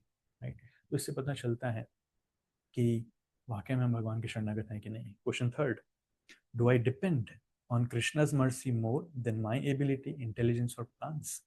क्या मैं भगवान की कृपा पर ज्यादा आश्रित हूँ, ज्यादा विश्वास रखता हूँ, या फिर मैं अपनी बुद्धि, अपनी क्षमता, अपनी योजनाओं पर ज्यादा विश्वास रखता हूँ? Right, sometimes some people are there जिनको अपनी बुद्धि पर ज्यादा विश्वास है, भगवान की कृपा। अरे हाँ ठीक है, प्रभु जी आते हैं, बहुत सारी चीजें बोलते हैं, लेकिन हमको हमारा जीवन तो हमारे हिसाब से ही चलाना है। अरे वो तो बहुत सारी बातें बोलते हैं, उनको क्या पता, वो तो बाबा जी, उनको थोड़ी समझ में आता है। अरे गुरु वर्गों को क्या पता, उनको थोड़ी समझ में आता है घर गृहस्थी कैसे चलाना है। अरे बाबा, आपको अपनी बुद्धि पर इतना विश्वास है तो कैसे शरणागत हो पाएंगे? एक समय आएगा जब आपको समझ में आएगा कितनी बड़ी गलती हो गई। गुरु वैष्णव का आदेश न मान करके कितनी बड़ी गलती हो गई ये समय ही सिखाएगा। इसलिए बुद्धिमान व्यक्ति वो है जो सुन करके सीखता है, ठोकर खाने के बाद नहीं। ठोकर खाने के बाद जो सीखता है वो बुद्धिमान नहीं माना जाता। इसलिए अपनी योजनाओं, अपनी बुद्धि के ज्यादा हमको कृष्ण की कृपा पर भरोसा होना चाहिए। और कृष्ण की कृपा कहाँ से मिलती है? भक्तों की कृपा से मिलती है, राइट। तो जो व्यक्ति कंट्रोल करना चाहता है वो अपनी योजनाओं पर विश्वास करता है, अपनी बुद्धि, अपने प्लान पर विश्वास करता है। लेकिन जो सेवा करना चाहता है वो वैष्णव की शरण लेता है, वैष्णवों की इच्छा के अनुसार वो अपना जीवन ढालना चाहता है, राइट। ये समझना बड़ा महत्वपूर्ण है। Do I see Guru's instructions as non-negotiable, sacred direction or as an optional advice? जो गुरु हमको आदेश दे रहे हैं, क्या वास्तविकता में वो हमारे लिए पत्थर की लकीर हैं, या फिर हमारी इच्छा होगी तो हम पालन करेंगे, नहीं होगी तो नहीं करेंगे, राइट।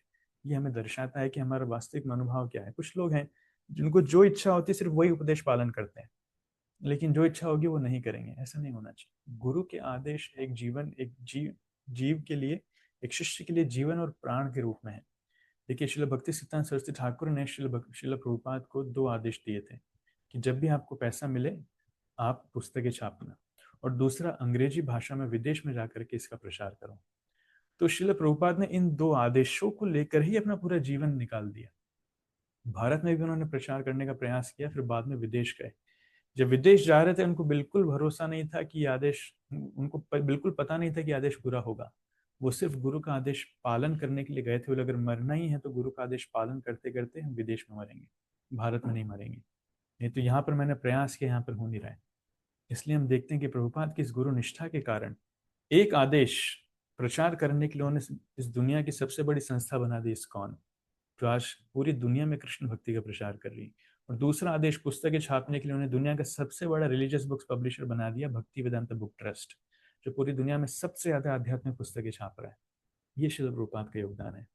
तो एक शिष्य के लिए अगर वो सिर्फ अपने गुरु के आदेशों पर ही मनन करे, उन पर ही चिंतन करे, उनको ही पूरा करने का प्रयास करें, इससे परवाह नहीं कि वो आदेश क्या है, अगर सिर्फ उतना ही करे तो सारी सफलता उसके पास है, कृष्ण की कृपा उसके पास है, पूरी दुनिया उसके साथ है। लेकिन अगर कोई व्यक्ति सोचेगा नहीं नहीं मेरे गुरु महाराज को मेरी परिस्थिति पता नहीं है, उनके जो आदेश है वो प्रैक्टिकल नहीं है, उनके जो आदेश हैं वो मतलब मैं मेरे लिए सूटेबल नहीं है, तो मुझे उनसे पूछने की जरूरत नहीं है, मैं अपने हिसाब से अपना जीवन चला लेता हूँ, मुझे उनके पास जाने की जरूरत नहीं है। तो भले ही बहुत सारे आदेश उन्हें दिए हैं, लेकिन कुछ आदेश जो हम तो इस कान से सुनते हैं और उस कान से निकाल देते हैं, क्योंकि हम इस कान में है ना इस कान में है तो इस कान से सुनो और उस कान से निकाल दो। नहीं, ऐसा नहीं होना चाहिए। गुरु के आदेश एक शिष्य के लिए जीवन प्राण होने चाहिए। यही श्रील प्रभुपाद ने श्रील विश्वनाथ चक्रवर्ती ठाकुर की कमेंट्री जो उनको एक श्लोक में ली थी, व्यवसायत्मिका बुद्धि, उस श्लोक से उन्होंने इसको स्वीकार किया था। वास्तविकता में मेरी असफलता का कारण है क्योंकि मैं गुरु के आदेश को सिंसियरली नहीं ले पा रहा हूँ। जब मैं गुरु के आदेश के ऊपर श्रद्धा करके उनको सिंसियरली लूंगा और उनके अनुसार अपना जीवन डालूंगा, तो वास्तविकता में मुझे सफलता मिलेगी, right. Next, do I feel entitled or do I approach service and mercy as a beggar? Right? तो भक्ति करने के दौरान कभी कभी किसी के मन में भावना आती है कि देखो मैं तो बड़ा योग्य हूँ, मैंने इतनी सेवा की है, मेरी ऐसी साधना है, मैंने इतना प्रचार किया है, तो अब तो मुझे सम्मान मिलना ही चाहिए, अब तो मुझे सीनियरिटी मिलना ही चाहिए, अब तो मुझे दीक्षा मिलना ही चाहिए, अब तो मेरा अधिकार हो चुका है ये, अब तो गुरु वैष्णव को मेरी प्रशंसा करना ही चाहिए, अब तो गुरु को मुझ पर कृपा करनी ही पड़ेगी। नहीं नहीं, we should never feel that we are entitled. कभी भी इस धोखे में नहीं आना चाहिए कि हाँ हम अभी क्वालिफाइड हो चुके हैं। हमें हमेशा एक विनम्र सेवक के रूप में उनकी उनकी कृपा की भिक्षा का मूड धारण करना चाहिए। We are never qualified. गुरु कृष्ण की कृपा को प्राप्त करने के लिए हम कभी भी योग्य नहीं है। हमें हमेशा भिक्षुक के रूप में उनके सामने रहना चाहिए कि प्लीज हमारे ऊपर कृपा कीजिए। हम कितना ही प्रयास कर लें, हम कभी भी हमारे प्रयासों से कृष्ण की कृपा या गुरु की कृपा प्राप्त नहीं कर सकते। उनकी कृपा से, उनकी अहेतु की कृपा से हमारे ऊपर आती है वो, राइट। जैसे सुदामा और इंद्र क्या करते थे, इंद्र को लगा मैं बहुत योग्य हो चुका हूँ, तो बृहस्पति के आदेश की भी अवहेलना कर दी। बृहस्पति ने उनको माला दी, वो माला भी उन्होंने नीचे फेंक दी, अपने हाथी को दे दी, ऐरावत को। ऐरावत ने नीचे पैरों के नीचे उसको कुचल दिया। उस कारण इंद्र पूरे स्वर्ग से नीचे गिर गए, सारे देवी देवता उस स्वर्ग से नीचे गिर गए, स्वर्ग उनका छीन गया और असुर लोग उसको ले लिए। लेकिन उसके विपरीत सुदामा मन ही मन कितना विनम्र है, वो सोच रहा है क्या कृष्ण मुझे याद रखेंगे, क्या कृष्ण के स्मरण में मैं भी हूँगा कि मैं उनका मित्र हूँ, मैं ब्राह्मण हूँ? और जब भगवान ने इतनी कृपा कर दी तब सुदामा सुदामा फिर भी ये सोच रहा है कि मैं इतना अयोग्य व्यक्ति हूँ, कृष्ण क्यों मुझ पर इतनी कृपा कर रहा है?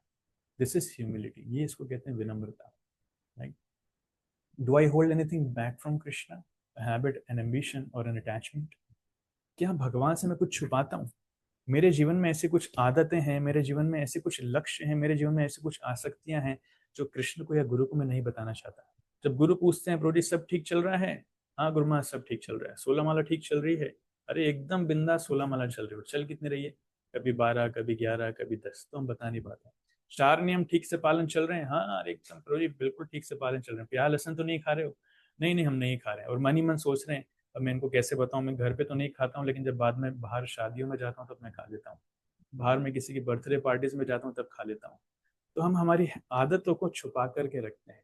हम हमारे इंटेंशंस को, एम्बिशंस को, हमारे जो प्लान्स हैं, गुरु वैष्णव हमको कुछ सेवा देना चाहते हैं कि आप यहाँ पर रह करके प्रचार कीजिए, लेकिन हम उनको बता नहीं पाते हैं कि नहीं मेरे मन में तो प्लान है कि मैं किसी और शहर में जा करके और बड़ी नौकरी लेना चाहता हूँ। गुरु वैष्णव चाहते हैं कि हम कुछ और सेवा करें, हम हमारे हिसाब से प्लान बताते हैं, हम उनको बता नहीं पाते।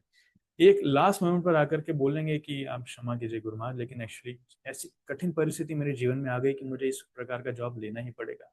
सॉरी मैं आपको बता नहीं पाया, प्लीज आप माफ कर दीजिए, प्लीज आप माइंड मत कीजिए।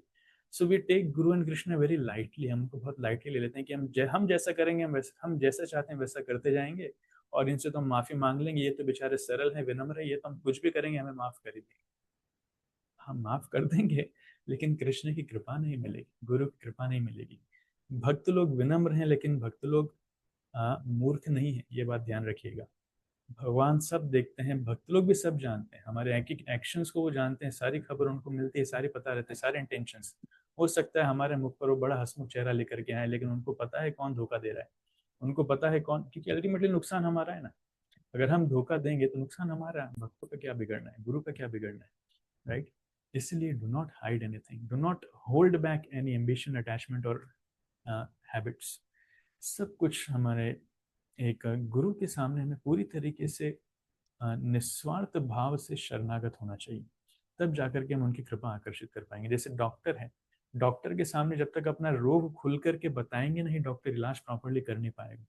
उसी प्रकार से गुरु वैष्णव के सामने जाते हैं तो हमारे जीवन में हमारी जो जो कमियां हैं, हमारा सब कुछ उनको पता होना चाहिए, तब जाकर के, उसी का नाम शरणागति है, तब जाकर के वो उचित मार्गदर्शन हमें दे पाएंगे। अगर हम कुछ छुपाएंगे, अलग से प्लान बनाएंगे, दैट्स नॉट सरेंडर, वो आश्रय नहीं है। Is my faith increasing with time specially amidst difficulties? क्या समय के साथ साथ मेरी श्रद्धा बढ़ रही है गुरु वैष्णव में? या फिर जब थोड़ा गुरु वैष्णव हमको पुश करते हैं तो बहुत दर्द होता है, थोड़ा सा हमको कुछ आदेश देते हैं, इंस्ट्रक्शन देते हैं तो बड़ी कठिनाई होती है हमें से, नहीं नहीं मैं नहीं करना चाहता लेकिन फिर भी क्या करें? वृत्रासुर का इसमें बड़ा सुंदर एग्जाम्पल आता है। वृत्रासुर इंद्र से लड़ रहे हैं लेकिन वृत्रासुर महान भक्त हैं। भगवान के आदेश पर इंद्र ने दधीचि मुनि की हड्डियों से वज्र बनाया और फिर वो वृत्रासुर से लड़ने के लिए आए, और वृत्रासुर ने उनको इतना जोर से प्रहार किया कि इंद्र भी गिर गया और वो वज्र भी गिर गया। इंद्र विस्मय में आ गए, वो सोच रहे हैं कि वाकई में उनको मार पाऊंगा कि नहीं, उनको डाउट हो रहा है कि भगवान वाकई में मुझे बोले हैं सही है कि नहीं। लेकिन वृत्रासुर को पूरा विश्वास है कि भगवान ने अगर बोला है कि वज्र से मेरी मृत्यु होगी तो अवश्य होगी, इसलिए इंद्र उठो, उठो और उस वज्र को लेकर के मुझे मारो, तुम्हें भगवान के शब्द पर विश्वास होना चाहिए। तो वृत्रासुर खुद मर रहे हैं लेकिन उनको भगवान के शब्द पर पूरा विश्वास है। राइट? इसको कहते हैं शरणागति, इसको कहते हैं श्रद्धा, कि जीवन में कितनी ही कठिन परिस्थिति क्यों ना हो लेकिन गुरु वैष्णव पर उनकी श्रद्धा है। Right? Eight, do I serve because I love Krishna और बिकॉज आई वॉन्ट रिकॉग्निशन और कंट्रोल? मैं सेवा क्यों कर रहा हूँ? क्योंकि मैं कृष्ण से प्रेम करता हूँ, गुरु से प्रेम करता हूँ, या फिर वैष्णव के बीच में भी मुझे सम्मान चाहिए या मुझे कंट्रोल करना है? जैसे रावण है, रावण कंट्रोल करना चाहता था। राइट? दूसरों को हर एक परिस्थिति, कोई अगर रावण के विरुद्ध चला जाए तो उससे सहन नहीं होता था, कोई कंस के विरुद्ध चला जाए उससे सहन नहीं होता था, कोई हिरण्यकश्यप के विरुद्ध चला जाए उससे सहन नहीं होता था। तो हमें हमारे मोटिवेशंस देखने चाहिए, हमारे मोटिवेशंस प्योर हैं, उसमें किस प्रकार के एक्सपेक्टेशंस हैं। तो हम वाकई में भगवान से प्रेम करना चाहते हैं, भगवान की कृपा प्राप्त करने के लिए हम सेवा कर रहे हैं, कि हम खुद का कंट्रोल, खुद का रिकॉग्निशन, लोग मेरी प्रशंसा करें, मुझे देखें। बड़े बड़े हार पहन करके आते हैं कई बार भक्त लोग, सबके सामने दिखावे की सेवा करना चाहते हैं और चाहते हैं कि हाँ मुझे अप्रिसिएशन मिले, सबके सामने मेरे लिए हरि बोल बुलवाया जाए एंड ऑल दैट। ये वास्तविक शरणागति नहीं है। Do I blame Krishna Guru for my suffering और आई सी माई फॉल्ट्स एंड लर्न? तो मेरे जीवन में जो कठिनाइयाँ आ रही है उसके लिए मैं दोष कृष्ण गुरु को देता हूँ या फिर मैं खुद की गलतियां देख करके उससे सीखने का प्रयास करता हूँ? ये क्वेश्चन अपने आप से पूछना चाहिए, right? Do I feel nourished by being used as an instrument or do I seek personal outcomes? तो अगर कोई वैष्णव मुझे अपने जीवन में एक इंस्ट्रूमेंट को हिंदी में क्या बोलेंगे? कठपुतली, नॉट कठपुतली, कठपुतली तो अलग हो गया। निमित्त, यंत्र। यंत्र या निमित्त, हमें निमित्त बनाना, निमित्त मात्र। हमें निमित्त बनाने हैं। जब भक्त लोग हमें निमित्त बनाते हैं या फिर उनके हाथों में एक यंत्र बनाते हैं तब उनको देख करके हमें खुशी होती है या फिर नहीं नहीं नहीं मैं तो इनके अनुसार नहीं, मैं मेरे अनुसार सेवा करना चाहता हूँ, मेरे जो प्लान्स हैं, मेरे जो आइडियाज हैं, मैं उससे आकर्षित हूँ। ऐसा नहीं होना चाहिए। जैसे अर्जुन युद्ध नहीं लड़ना चाहते थे लेकिन कृष्ण की इच्छा को जान करके अर्जुन युद्ध लड़े, उसी प्रकार से श्रील प्रभुपाद भक्ति सिद्धांत महाराज की इच्छा को लेकर के पूरा जीवन लगा दिए सिर्फ उनकी इच्छा को पूर्ति करने के लिए। तो एक शिष्य का ये लक्षण है कि वो अपने गुरु की इच्छा को लेकर के अपना जीवन देना चाहता है। गुरु मुझसे जो करवाना चाहते हैं वो चीज देख करके, वो आदेश सुनकर के बड़ा प्रसन्न होता है कि गुरु मुझसे ये कार्य करवाना चाहते हैं और गुरु के कार्य को ही पूरा करने के लिए अपना जीवन देता है। उसका अलग से खुद का कोई पर्सनल एजेंडा नहीं है, पर्सनल इंस्ट्रक्शन या फिर पर्सनल इच्छा नहीं है। सिर्फ गुरु जो चाहते हैं वैसी ही उसकी इच्छा है। जब हम इस प्रकार करते हैं तब समझ में आएगा कि हम शरणागत हैं कि नहीं, राइट? जब गुरु खुश होते हैं तो होता क्या है? What happens when Guru is pleased? जब गुरु खुश होते हैं तो एक शिष्य भक्ति जीवन में बड़ी प्रगति करता है। ही अचीव्स हाईएस्ट ऑब्जेक्टिव्स। सबसे जो भक्ति में श्रेष्ठ जो लाभ है वो उसको मिलता है, भगवान का प्रेम उसको मिलता है। He becomes more encourage to go on carrying out the order of the guru. गुरु के प्रसन्न होने से भक्त लोग ज्यादा प्रसन्न होते हैं, शिष्य ज्यादा प्रसन्न और गुरु की प्रसन्नता के लिए और प्रयास करते हैं, राइट? और ज्यादा प्रसन्न करना चाहते हैं। तो ये आदान प्रदान है। गुरु शिष्यों की प्रसन्नता को देख करके प्रसन्न होता है, गुरु और शिष्य गुरु की प्रसन्नता को देख करके प्रसन्न होते हैं। सौभाग्यशाली वो शिष्य है जिसके पास बहुत सारी सेवा है। जो सेवा करता है गुरु उसको ज्यादा से ज्यादा सेवा देना चाहता है, जो सेवा नहीं करता गुरु उसको सेवा देता ही नहीं। तो कभी कभी किसी को लगता है देखो मैं कितना बुद्धिमान हूँ, मैंने अपनी बुद्धिमत्ता से गुरु को ही डाइवर्ट कर दिया, चलो मेरे जीवन में कोई सेवा नहीं है। मैंने बता दिया कि मैं कितना बिजी हूँ, मैंने बता दिया कि मैं कितना बुद्धिमान हूँ, मैंने बता दिया कि मेरे जीवन में कितनी समस्या है ताकि मुझे कोई सेवा ना मिले, कोई आदेश ना मिले। अरे मूर्ख, आप सबसे ज्यादा दुर्भाग्यशाली हैं। सौभाग्यशाली वो है गुरु उनको बेहिचक आदेश देता है। जिसके पास जितनी ज्यादा सेवा है समझना चाहिए गुरु उससे ज्यादा प्रसन्न है। Service equals the mercy of spiritual master. ये हमें सीखना चाहिए। अगर गुरु खुश नहीं है तो सेवा नहीं देंगे, अगर गुरु खुश है तो वो सेवा देंगे, राइट? और क्या होता है गुरु के खुश होने से? Experiences the development of personal relationship with Krishna.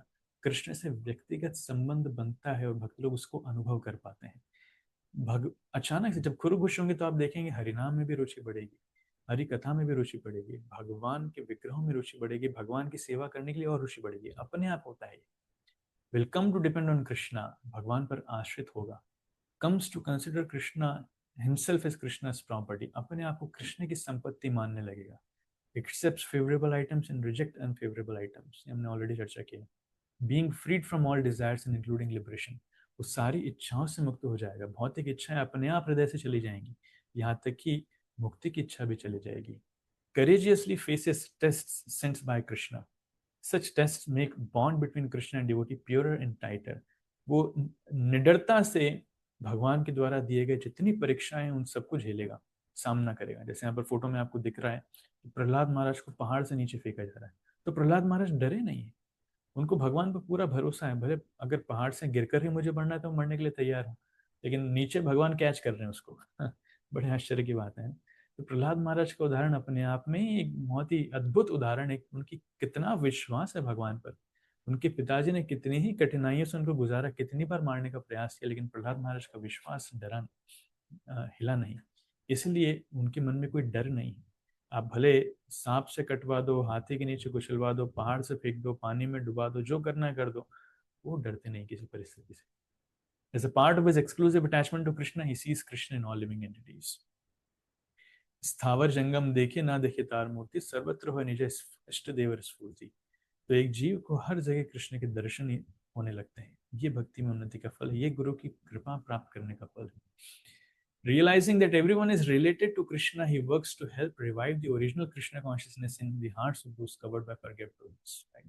उसको समझ में आता है कि हर एक जीव के हृदय में कृष्ण है, इसलिए सबको कृष्ण भक्ति में लाने का वो प्रयास करता है। जैसे यहाँ पर हमको दिख रहा है कि प्रहलाद महाराज बाकी बच्चों को प्रचार कर रहे हैं, तो नरसिंह देव उनको लेकर के जाना चाह रहे थे, लेकिन वो मना करते हैं, नहीं नहीं भगवान मैं अभी नहीं आऊंगा, मैं बाद में आऊंगा, पहले मैं बाकी भक्तों को, बाकी ये जो बच्चे हैं असुरों के, इनको भक्त बनाना चाहता हूँ, इनके साथ में आऊंगा। तो अपने आप दूसरों के ऊपर करुणा का भाव जागृत हो जाता है। Becomes everyone's well-wisher and benefits everyone whom he meets by offering his love to Krishna and glorifying Krishna. हर एक व्यक्ति का सूर्य बन जाता है, सबका भला करना चाहता है, सबकी सेवा करना चाहता है, सबको कृष्ण की भक्ति में लगाना चाहता है। जो कृष्ण के प्रति प्रेम है वो सबको वितरित करना चाहता है। तो इस प्रकार देखते हैं कि गुरु की सेवा करने से, गुरु की प्रसन्नता से वास्तविकता में एक व्यक्ति सब कुछ प्राप्त करता है। अगर गुरु प्रसन्न नहीं है तो उसको कुछ प्राप्त नहीं होगा। इसलिए गुरु स्वीकार करना जरूरी है, और गुरु स्वीकार करने के पहले गुरु से आसक्त होना जरूरी है, गुरु से आकर्षित होना जरूरी है। तो आप जितने ही हमारे आचार्य, में आपको बहुत सारे उदाहरण दे सकता हूँ। नरोत्तम दास ठाकुर लोकनाथ गोस्वामी से दीक्षा लेना चाहते थे, लेकिन लोकनाथ गोस्वामी किसी को दीक्षा नहीं देना चाहते थे। उन्होंने प्रण लिया था मैं किसी को दीक्षा नहीं दूंगा, लेकिन नरोत्तम दास ठाकुर उनसे इतने आकर्षित थे, उनसे रोजाना कृष्ण कथा सुनते थे, उनसे दीक्षा के लिए उन्होंने अनुरोध किया, लेकिन लोकनाथ गोस्वामी दीक्षा नहीं देना चाह रहे। तब उन्होंने क्या किया, रोजाना वो लोकनाथ गोस्वामी की सेवा करने लगे। कौन सी सेवा? कि सुबह सुबह गोस्वामी नदी किनारे क्लियरिंग के लिए जाते थे जंगल में, तो क्लियरिंग फ्रेश होने के बाद जब वो आते थे, तब उसके बाद नरोत्तम दास ठाकुर जाते थे और वहां पर उनका जो मल त्याग करने का जो एरिया है उसको अपने हाथों से रोजाना साफ करते थे। तो कुछ दिनों बाद लोकनाथ गोस्वामी ने देखा कि ये क्या हो रहा है, मैं इस स्थान पर आता हूँ और मुझे गंदगी यहाँ नहीं दिखती, कौन है जो साफ कर रहा है? उनके मन में ऐसी जिज्ञासा आई। तो एक दिन उन्होंने छुप करके देखा कि नरोत्तम खुद अपने हाथों से साफ कर रहे हैं। तब उन्होंने बोला कि नरोत्तम वास्तविकता में एक राजा के लड़के हैं, अमीर खानदान से हैं, और लोकनाथ गोस्वामी की कृपा को प्राप्त करने के लिए किस प्रकार की सेवा कर रहे हैं। लोकनाथ गोस्वामी का हृदय इतना पिघल जाता है कि उसके बाद उनको दीक्षा देते हैं। ऐसे श्रील भक्ति सिद्धांत सरस्वती ठाकुर, उन्होंने गुरु किसको बनाया? श्रील गौर किशोरदास बाबा जी महाराज, जो अपेरेंटली इलिटरेट थे, अनपढ़ थे, लेकिन गौर किशोरदास बाबा जी महाराज से इतने आकर्षित थे वो, उनसे दीक्षा लेना चाहते थे। जब गौर किशोरदास बाबा जी महाराज मना किए, मैं दीक्षा नहीं दूंगा, मैं कोई शिष्य स्वीकार नहीं करना चाहता, तब भक्तिविनोद ठाकुर रोने लगे। वो बोले कि अगर आप मुझे दीक्षा नहीं देंगे तो मैं अपने प्राण त्याग दूंगा। तो कई बार रिजेक्ट करने के बाद फाइनली गौर किशोरदास बाबा जी महाराज उनकी सिंसियरिटी से इम्प्रेस हुए और उन्होंने उनको दीक्षा दी। तो गौर किशोरदास बाबा जी महाराज का एक ही दीक्षित शिष्य थे, वो थे भक्ति सिद्धांत सरस्वती ठाकुर। राइट।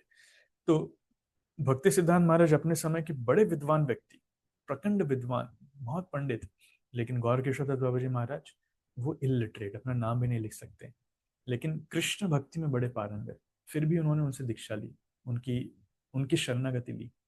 और भक्ति सिद्धांत महाराज जब बोला करते थे तो गौर किशोरदास बाबा जी महाराज खुद कभी कभी छुप के उनका प्रवचन सुनने जाते थे। अपने शिष्य से इतने प्रसन्न थे वो। सो उन दोनों के बीच में बहुत ही विशेष संबंध था, ये हमें समझना चाहिए। राइट। तो एक शिष्य का, ऐसा कहा जाता है कि शिष्य को दिन में 3 बार गुरु को प्रार्थनाएं करनी चाहिए, उन पर मनन करना चाहिए। त्रिसंध्याम ध्यान स्तुवंस्तस्य यशस् त्रिसंध्याम। लेकिन वास्तविकता में एक जो सही रियल डिसाइपल है, वास्तविक शिष्य है, वो कभी भी किसी भी क्षण अपने शिष्य, अपने गुरु को भुला नहीं सकता, हमेशा अपने गुरु का वो स्मरण रखता है। कभी प्रभुपाद से पूछा जाता था, हमारे गुरुमाज जी बताते थे, श्रीमद भक्ति चारू स्वामी गुरुमाज बताते, उन्होंने एक बार प्रभुपाद को बोला, प्रभुपाद कभी कभी मुझे इतना दुख होता है, मुझे ऐसी भावना आती है काश मैं आपके साथ उस कठिन समय में होता जब आप अकेले स्ट्रगल कर रहे थे। Prabhupada said, I was never alone. My spiritual master was always with me. मैं कभी भी अकेला नहीं था, मेरे गुरु महाराज हमेशा मेरे साथ में थे। तब गुरु महाराज को समझ में आया कि प्रभुपाद का स्तर क्या है। तो एक जो आदर्श शिष्य है वो कभी भी अकेला नहीं रहता, वो उसके स्मरण में, उसके मस्तिष्क में, उसके हृदय में हमेशा गुरु वहां पर रहते हैं।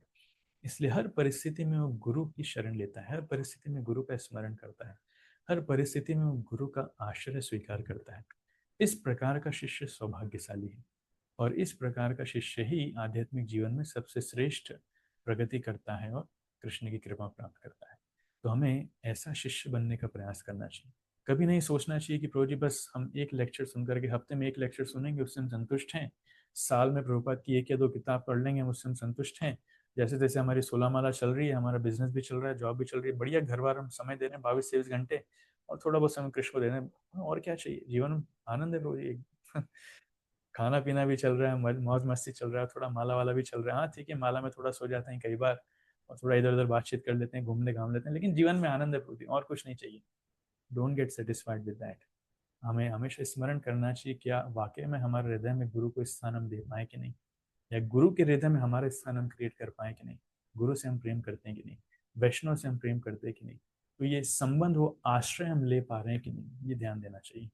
इसलिए बिना आश्रय के भक्ति करना संभव नहीं है। इसलिए डोंट जस्ट रिमेन आउटसाइडर्स, सिर्फ बाहर रहने वाले प्रयास मत बनिए, भक्तों के नजदीक आइए, उनका आश्रय स्वीकार कीजिए, तब जीवन सफल होगा। Thank you so much. Hare Krishna. Srila Prabhupada की जय। एनी क्वेश्चंस और कमेंट्स? यस मुकेश प्रभु। हरे कृष्ण प्रभु, दंडवत प्रणाम। धन्यवाद प्रभु। प्रभु बहुत बहुत धन्यवाद, बहुत अच्छी क्लास थी प्रभु, जय कृष्ण। बहुत अच्छा टॉपिक था प्रभु, हम्म, बहुत चीजें सीखने को मिली। लेकिन एक क्वेश्चन दिमाग में आ रहा है कि जब कभी आपके साथ कोई गलत घटना हो जाती है या कोई गलत इंसिडेंट हो जाता है, आप सोचते हैं कि अब मैं भगवान के सामने शरणागत हो जाऊंगा, हम्म, और आप भगवान के सामने जाके खड़े हो जाते हैं भगवान के सामने। अब आपको ऐसा लगता है कि आप भगवान के सामने शरणागत हो गए, और अब सारे जो डिसीजन होंगे वो भगवान के ही होंगे, लेकिन आपके अंदर जो विचार आते हैं वो तो आपके होते हैं। तो राइट, आपको पता कैसे चलेगा कि भगवान के डिसीजन है या आप भगवान को शरणागत हो गए? राइट। इसलिए बहुत अच्छा प्रश्न है। इसीलिए मैंने प्रारंभ में बताया था कि भगवान पर हम डायरेक्ट शरणागत नहीं हो सकते हैं, हम भगवान से डायरेक्टली बातचीत नहीं कर सकते हैं, भगवान हमें डायरेक्टली इंस्ट्रक्शंस नहीं देंगे। भगवान ने अपना प्रतिनिधि गुरु के माध्यम से हमें देख रखा है। अगर कुछ होता है तो गुरु के सामने जाकर के रोना चाहिए, गुरु के आदेश स्वीकार करना चाहिए। राइट। जैसे सिंपल सा उदाहरण है, मान लीजिए आपकी बेटी है हार्दिक, उसके जीवन में कुछ कठिनाई आएगी, तो आपके फोटो के सामने जाके खड़े होकर रोने से कुछ होगा क्या? नहीं। उसको आपके सामने आना पड़ेगा, आपके सामने रोना पड़ेगा। अगर कुछ गलती की है तो आप हो सकता है डांटेंगे भी सही, आप हो सकता है मारेंगे भी सही, लेकिन बाद में उसकी सुरक्षा भी करेंगे। उसी प्रकार से एक शिष्य के लिए जब वो कुछ करता है तो उसके जीवन में गुरु होना बड़ा आवश्यक है। हमारा वो स्तर नहीं है कि हम भगवान के सामने जाकर के रोलेंगे और भगवान हमारी इच्छाएं पूरी करेंगे, या फिर हमें डायरेक्टली आकर के, नो, जब तक हम शुद्ध नहीं है, पूर्ण शरणागत नहीं है, तब तक भगवान हमारी प्रार्थनाओं को उतना सीरियसली नहीं लेंगे। और भगवान ने अपने आप को गुरु के माध्यम से दे रखा है। कृष्ण खुद उद्धव गीता में कहते हैं, आचार्य माम विजानियाम नाम मन्येत करहिचित नाम मर्ति बुद्धि एतासुर सर्वदेव मयो गुरु। तो आचार्य माम विजानियात, हे उद्धव आप ये समझो कि आचार्य और मुझ में कोई अंतर नहीं है, मैं खुद आचार्य के रूप में आता हूँ, मैं खुद गुरु के रूप में आता हूँ। राइट। तो वास्तविकता में एक शिष्य के लिए गुरु सबसे महत्वपूर्ण है। गुरु के माध्यम से हमारी सेवा, हमारी प्रार्थना, हमारा सब कुछ कृष्ण तक जाता है। तो जो भावनाएं कृष्ण के लिए आ रही है उसको हमको गुरु के सामने लाने का प्रयास करना चाहिए। कुछ करेक्शंस लेना है, कुछ गाइडेंस लेना है, गुरु के सामने करना चाहिए। फिर गुरु हमको गाइडेंस देंगे, उनके गाइडेंस को स्वीकार करके उसको जीवन में लगाना चाहिए। That is meaning. राइट। तो फिर ये स्कोप खत्म हो जाएगी, प्रभु जी मेरे मन में क्या विचार आ रहे हैं? नहीं, हमारे मन में कोई विचार नहीं, उसकी कोई वैल्यू नहीं। गुरु जो आदेश दे रहे हैं दे आर मोस्ट वैल्यूएबल, हमारे विचारों की कोई वैल्यू नहीं। खुद के विचार पर विश्वास नहीं होना चाहिए। Alright Prabhu. Thank you Prabhu. Thank you so much Prabhu. Hare Krishna. Arjun Pran Prabhu. Hare Krishna with Hare Krishna. तो जी बहुत ही अच्छी क्लास थी, काफी डाउट्स थे, मतलब जो क्या संशय थे, मतलब अ, जो अपने काउंसलियर और काउंसलर के बीच के कुछ मतलब काफी क्लियर हुए। तो जी मेरा प्रश्न था कि हमें मतलब अपने शरणागत होना चाहिए, लेकिन फिर जी कभी कभी ऐसा लगता है कि कुछ अचानक से कुछ अपने को डाउट रहता है कि ये पूछना चाहिए प्रभु जी कैसा करना है क्या करना है, लेकिन मन में ऐसा रहता है कि प्रभु जी काफी बिजी हैं, काफी हेक्टिक शेड्यूल है, छोटी छोटी चीजों के लिए उनको फोन करना या ऐसा करना, तो उसमें क्या करना चाहिए, ऐसी कंडीशन में कैसे पूछना चाहिए, या फिर कैसे हम शरणागत होकर उनके अनुसार थोड़ा बहुत कर सके, क्योंकि छोटी मोटी चीजों के लिए बार बार उनको परेशान करना, ऐसा लगता है कि यार पूरी पिक्चर प्रभु जी को बताएंगे, फिर प्रभु जी कहाँ बिजी होंगे कैसे होंगे। मैंने सेम क्वेश्चन पूछा था गुरु महाराज से एक बार।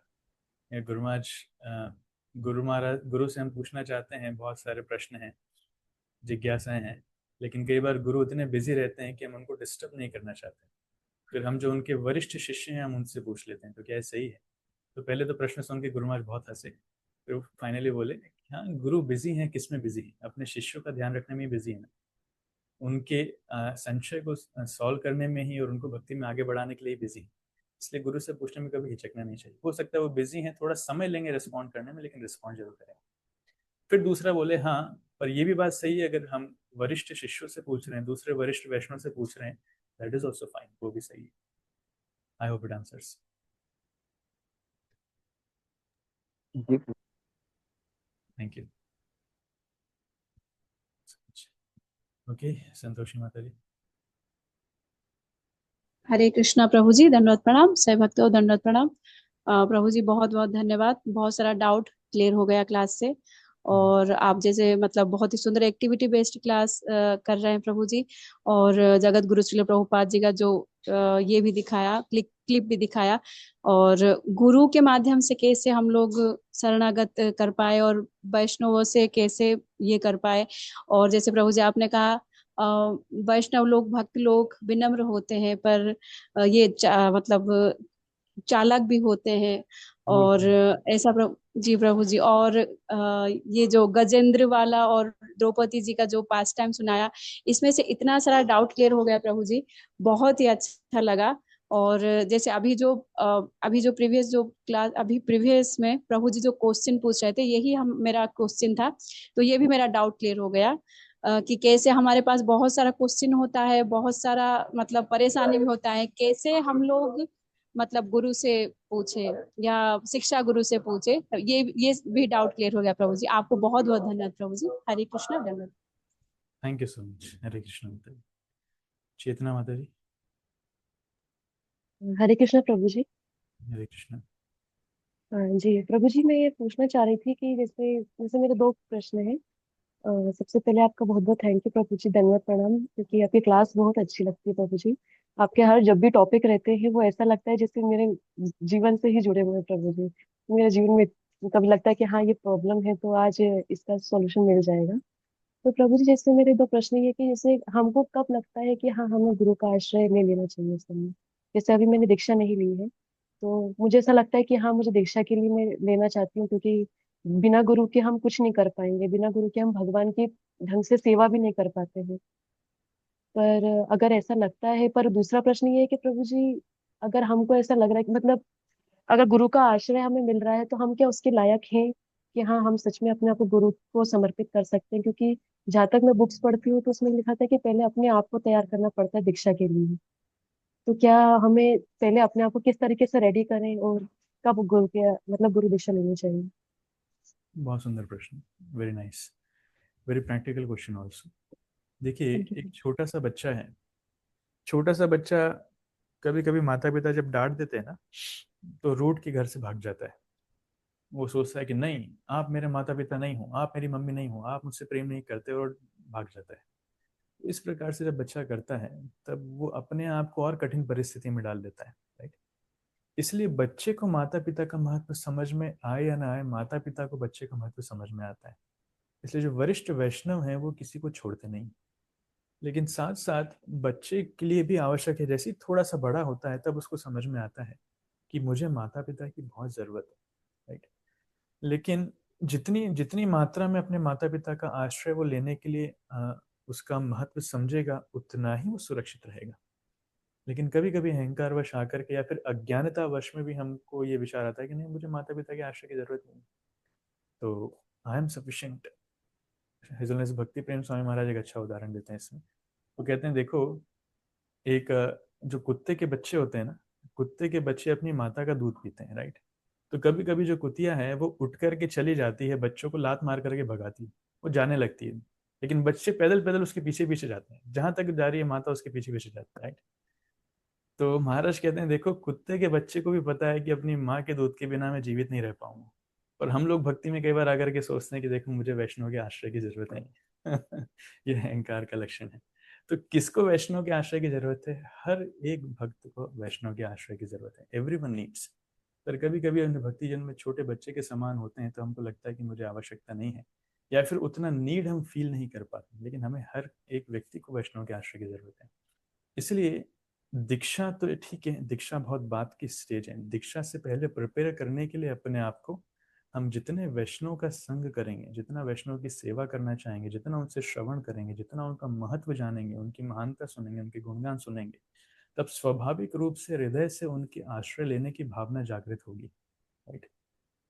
स्पेशली गुरु, जितना गुरु के विषय में हम श्रवण करेंगे, उनको श्रवण करेंगे, उनकी महिमा को श्रवण करेंगे, दूसरे भक्तों से उनके बारे में श्रवण करेंगे, तो उनकी महानता को देखकर उनका आश्रय लेने की भावना मन में जागृत होगी। और फिर हम धीरे धीरे उनका आश्रय लेना चालू करेंगे। तो जब हृदय आकर्षित होने लगे, पूरी मात्रा से गुरु से आकर्षित होने लगे, और उनके दिए गए निर्देशों को हम हमारे जीवन में प्राण के माध्यम से ले रहे हैं, बहुत सिंसियरली फॉलो कर रहे हैं, उस अवस्था में एक भक्त गुरु स्वीकार करने के लिए योग्य बनता है, राइट? वो 16 माला का जप भी कर रहा है, वो 4 नियमों का पालन भी कर रहा है, काफी लंबे समय से कर रहा है, और बहुत उत्सुक है। जैसे नरोत्तम दास ठाकुर लोकनाथ गोस्वामी से दीक्षा लेने के लिए बड़े उत्सुक हैं। लोकनाथ गोस्वामी नहीं देना चाह रहे हैं, फिर भी वो दीक्षा लेना चाह रहे हैं। इतनी ज्यादा उसके अंदर उत्कंठा है, उत्सुकता है। जैसे भक्ति सिद्धांत गौर किशोर गवाजी महाराज से दीक्षा लेने के लिए उत्सुक है, ऐसे हमारे हृदय में भावना होनी चाहिए कि मुझे दीक्षा चाहिए, मुझे इन वैष्णव का आश्रय चाहिए, इनकी कृपा के बिना भक्ति में आगे नहीं बढ़ सकता। तो इस प्रकार से जब उत्सुकता, उत्कंठा आने लगे, तब समझना चाहिए हम योग्य हैं, right? Does it helps Mata ji? जी thank you Prabhu ji. Hare Thank Krishna. you. Hare Krishna. Sandhya Mata जी।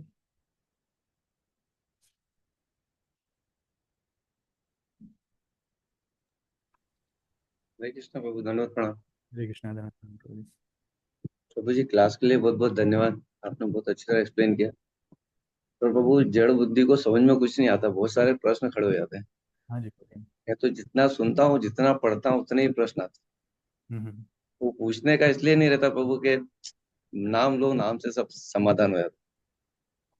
प्रभु फिर भी एक प्रश्न पूछ रहा हूँ मैं हाँ जी। कि भगवान कृष्ण हमारे परम पिता है, ठीक है ना? तो अगर मेरे बच्चों को अगर लगेगी तो मैं सहज उसको उठाने जाऊंगा, है ना?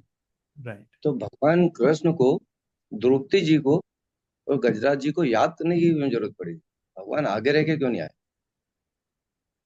उनको बुलाना क्यों पड़ा? बहुत अच्छा प्रश्न है। इसीलिए एक्चुअली कृष्ण खुद गीता में इसका उत्तर देते हैं, सर्वधर्मान परित्यज्य मामेकम शरणम व्रज अहम त्वाम सर्व पापेभ्यो मोक्षयिष्यामि मा शुचः। इसी श्लोक में इसका आंसर है। तो आचार्य कभी कभी कमेंटर भी करते हैं कि कृष्ण जो है, कृष्ण बड़े डिमांडिंग है। जब तक हम 100% शरणागत नहीं होंगे, तब तक भगवान हमारी रक्षा नहीं करते। सो ही वॉज वेटिंग कि शिष्य जो है 100% सरेंडर्ड है कि नहीं। मान लीजिए द्रौपदी का उदाहरण हम लेते हैं, तो जब तक द्रौपदी ये आशा कर रही थी कि मेरे पति आकर के मेरी रक्षा करेंगे, या द्रौपदी ये आशा कर रही थी कि भीष्म पितामह मेरी रक्षा करेंगे, या धृतराष्ट्र मेरी रक्षा करेंगे, फाइनली किसी ने रक्षा नहीं की, तो द्रौपदी खुद की साहस से, खुद के बल से खुद की रक्षा करना चाह रही थी। तब तक भगवान नहीं आ रहे थे। जब द्रौपदी ने देखा कि कुछ काम नहीं कर रहा है, सिर्फ कृष्ण ही एकमात्र मेरी आशा है, जब पूरी तरीके से दोनों हाथ उठाकर के कृष्ण पर आश्रित हो गई, तब कृष्ण आए। So Krishna is very demanding, he wants 100% shelter. लेकिन इसलिए भक्ति के लिए सेफेस्ट पोजीशन क्या है? गुरु इज नॉट 100% डिमांडिंग। गुरु, कृष्ण अपने आप को गुरु के रूप में एक्सपांड करते हैं। अगर हम गुरु को थोड़े प्रयास से ही प्रसन्न करेंगे, तो गुरु सारी कृपा करने के लिए तैयार है। हो सकता है कृष्ण को किसी को रिजेक्ट भी कर दें, लेकिन गुरु रिजेक्ट नहीं करते हैं। इसलिए एक बहुत सुंदर गीत आता है वैष्णव सॉन्ग, इसमें कहते हैं, हरि स्थाने अपराधे तारे हरि नाम, तुम्हार स्थाने अपराधे नहीं परित्राण। एक और श्लोक आता है, इसमें कहते हैं, गुरु कृष्ण रुष्ट होले गुरु राखी बारे पारे, गुरु रुष्ट होले कृष्ण राखी बारे नारे। मतलब अगर कृष्ण किसी शिष्य से रुष्ट हो जाए, नाराज हो जाए, तो गुरु उसकी रक्षा करेंगे। कृष्ण रुष्ट होले गुरु राखी बारे पारे, राइट। लेकिन अगर गुरु ही किसी से नाराज हो जाए तो कृष्ण भी रक्षा नहीं कर पाएंगे, कृष्ण राखी बारे में आ रहा है। इसलिए गुरु कृष्ण से ज्यादा कृपालु हैं। कृष्ण डिमांड्स 100% सरेंडर, लेकिन गुरु उतना सरेंडर डिमांड नहीं करते हैं। जितना सरेंडर होंगे गुरु उस मात्रा में ही कृपा करने के लिए तैयार है। और भक्त लोग तो और ज्यादा कृपालु हैं, वही कृष्ण चैतन्य महाप्रभु के रूप में आकर के और ज्यादा कृपालु हो जाते हैं। जो सरेंडर नहीं है, जो पापी हैं, उस व्यक्ति के घर जा जा करके भी उसको हरिनाम दे रहे हैं, उस व्यक्ति के घर जा जाकर भी उसके ऊपर कृपा कर रहे हैं। तो हम लोग जब चैतन्य महाप्रभु के माध्यम से कृष्ण के प्रति शरणागत होते हैं, then we are safe, then we are most safe. जो डायरेक्टली कृष्ण पर शरणागत होना चाहता है उसके लिए बड़ा कठिन है, लेकिन जो चैतन्य महाप्रभु के माध्यम से हरिनाम का जप करते हुए कृष्ण के प्रति शरणागत होता है, he is most safe. Chaitanya Mahaprabhu बड़े कृपालु हैं क्योंकि वो राधा रानी के भाव में, कृष्ण से ज्यादा कृपालु राधा रानी है, राइट। तो वही भाव चैतन्य महाप्रभु का। Does it helps, प्रभु? सही बोल प्रभु। थैंक यू सो प्रभु एक प्रश्न और है। मच। अभी आपने क्लास में बोला था प्रभु जी के गजन से पहले भगवान ने मगर को मोक्ष दिया था, हाँ जी। है ना। भगवान ने रावण को भी मोक्ष दिया था, भगवान ने कंस को भी मोक्ष दिया था। पर प्रभुपाद जी की अभी जो मैं किताब पढ़ रहा था प्रभु, उसमें लिखा था कि भगवान इनको लीला में शामिल नहीं करते। हाँ, वेरी नाइस क्वेश्चन, राइट। तो प्रभु ये कहाँ रहते हैं और इनको क्या मिलता है? राइट। तो असुरों को जो मोक्ष मिलता है ना, वो सायुज्य मुक्ति मिलती है। सायुज्य मुक्ति मतलब भगवान के जो निराकार ब्रह्म ज्योति है, उस ब्रह्म ज्योति में विलीन हो जाते हैं। तो ज्ञानी लोग जिस मुक्ति के लिए प्रार्थना करते हैं ना, कि हम ब्रह्म में लीन हो गए, ब्रह्म में लीन होना या विलीन हो जाना, वो वाली मुक्ति असुरों को मिलती है। उसमें भगवान के साथ कोई आदान प्रदान नहीं होता, भगवान के साथ कोई लेना नहीं होता। तो 5 प्रकार की मुक्ति होती है, जिसमें होता है सालोक्य, सारूप्य, सामीप्य, सार्ष्टी और सायुज्य। ये जो सायुज्य मुक्ति है 5वीं वाली, ये असुरों को मिलती है। इसलिए जो ज्ञानी हैं उन लोगों को जो मुक्ति मिलती है, या फिर जो निराकारवादी हैं उन लोगों की मुक्ति वाकई में बहुत ज्यादा अप्रिशिएटेड नहीं है कि ये तो असुरों को भी मिल जाती है। भक्त लोग बाकी 4 प्रकार की मुक्ति में ज्यादा प्रसन्न होते हैं। वो है सालोक्य, भगवान के साथ एक ही लोक में वास करना। सारूप्य, भगवान का जैसा रूप उनको मिल जाता है। सामीप्य, भगवान के नजदीक वो रह सके ताकि भगवान की सेवा कर सके। और सार्ष्टी, भगवान के जैसा ही ऐश्वर्य उनको मिल जाता है। ये 4 प्रकार की मुक्ति पॉजिटिव मुक्ति मानी जाती है, और एक सायुज्य मुक्ति जो है वो नेगेटिव मुक्ति मानी जाती है। तो असुरों को नेगेटिव मुक्ति मिलती है, सायुज्य, राइट। प्रभु ये मुक्ति कितने टाइम के लिए रहती है? मुक्ति, भगवान की लीला जैसे। हाँ, जो 4 मुक्ति है वो इटर्नल है, नित्य रहती है। सालों के सारूप्य, सामीप्य और साष्टी। जो एक सायुज्य मुक्ति है वो कई लंबे समय के लिए रहती है, और लेकिन बाद में जब एक जीव देखता है कि यहाँ पर आनंद नहीं है, तब वो वापस उसका पतन हो जाता है। इसलिए कहते हैं आरुज कृच्छन परम पदम ततः अनादृत युष्माद अंग्रयः। ऐसे लोग जो सायुज्य मुक्ति को प्राप्त कर लेते हैं, तो वो लोग जब उसमें आनंद उनको नहीं मिलता है, तो वो फिर भौतिक जगत में आ जाते हैं, यहाँ पर आकर के फंस जाते हैं, राइट। तो इटर्न वैसे तो मुक्ति नित्य होती है, लेकिन सायुज्य मुक्ति में से कुछ कुछ लोग जो है वापस आकर के यहाँ पर भौतिक जगत में आ जाते हैं। फिर वो लोग यहाँ पर आकर के फिलेंथ्रोपिस्ट बनते हैं। वो बड़े बड़े स्कूल खोलते हैं, समाज सेवा करते हैं, दान वगैरह करते हैं। वो इस प्रकार के चक्करों में पड़ जाते हैं। मतलब गोलोक से भी प्रभु वापस आ सकते हैं? नहीं, सायुज्य मुक्ति गोलोक नहीं हुआ ना प्रभु जी। लोक तो है ही नहीं वहां पे, वो तो भगवान की निराकार ब्रह्म ज्योति में विलीन हो गए। वो कोई लोक नहीं है, वो तो ज्योति में विलीन हो गए ना। देयर इज नो प्लैनेट नहीं, देयर। गोलोक, अगर गोलोक में वास कर रहे हैं प्रभु, लीला में इन्वॉल्व हैं, तो वो लोग भी वापस आ सकते हैं? वो लोग, उनका पतन नहीं होता है, लेकिन भगवान आदेश देकर के कोई सेवा करने के लिए आ सकते हैं। जैसे शिल प्रभुपाद को भेजा कि आप जाओ प्रचार करो, उस सेवा के लिए आते हैं, लेकिन पतन नहीं होता है उनका। यद गत्वा न निवर्तन्ते तद धाम परमम मम।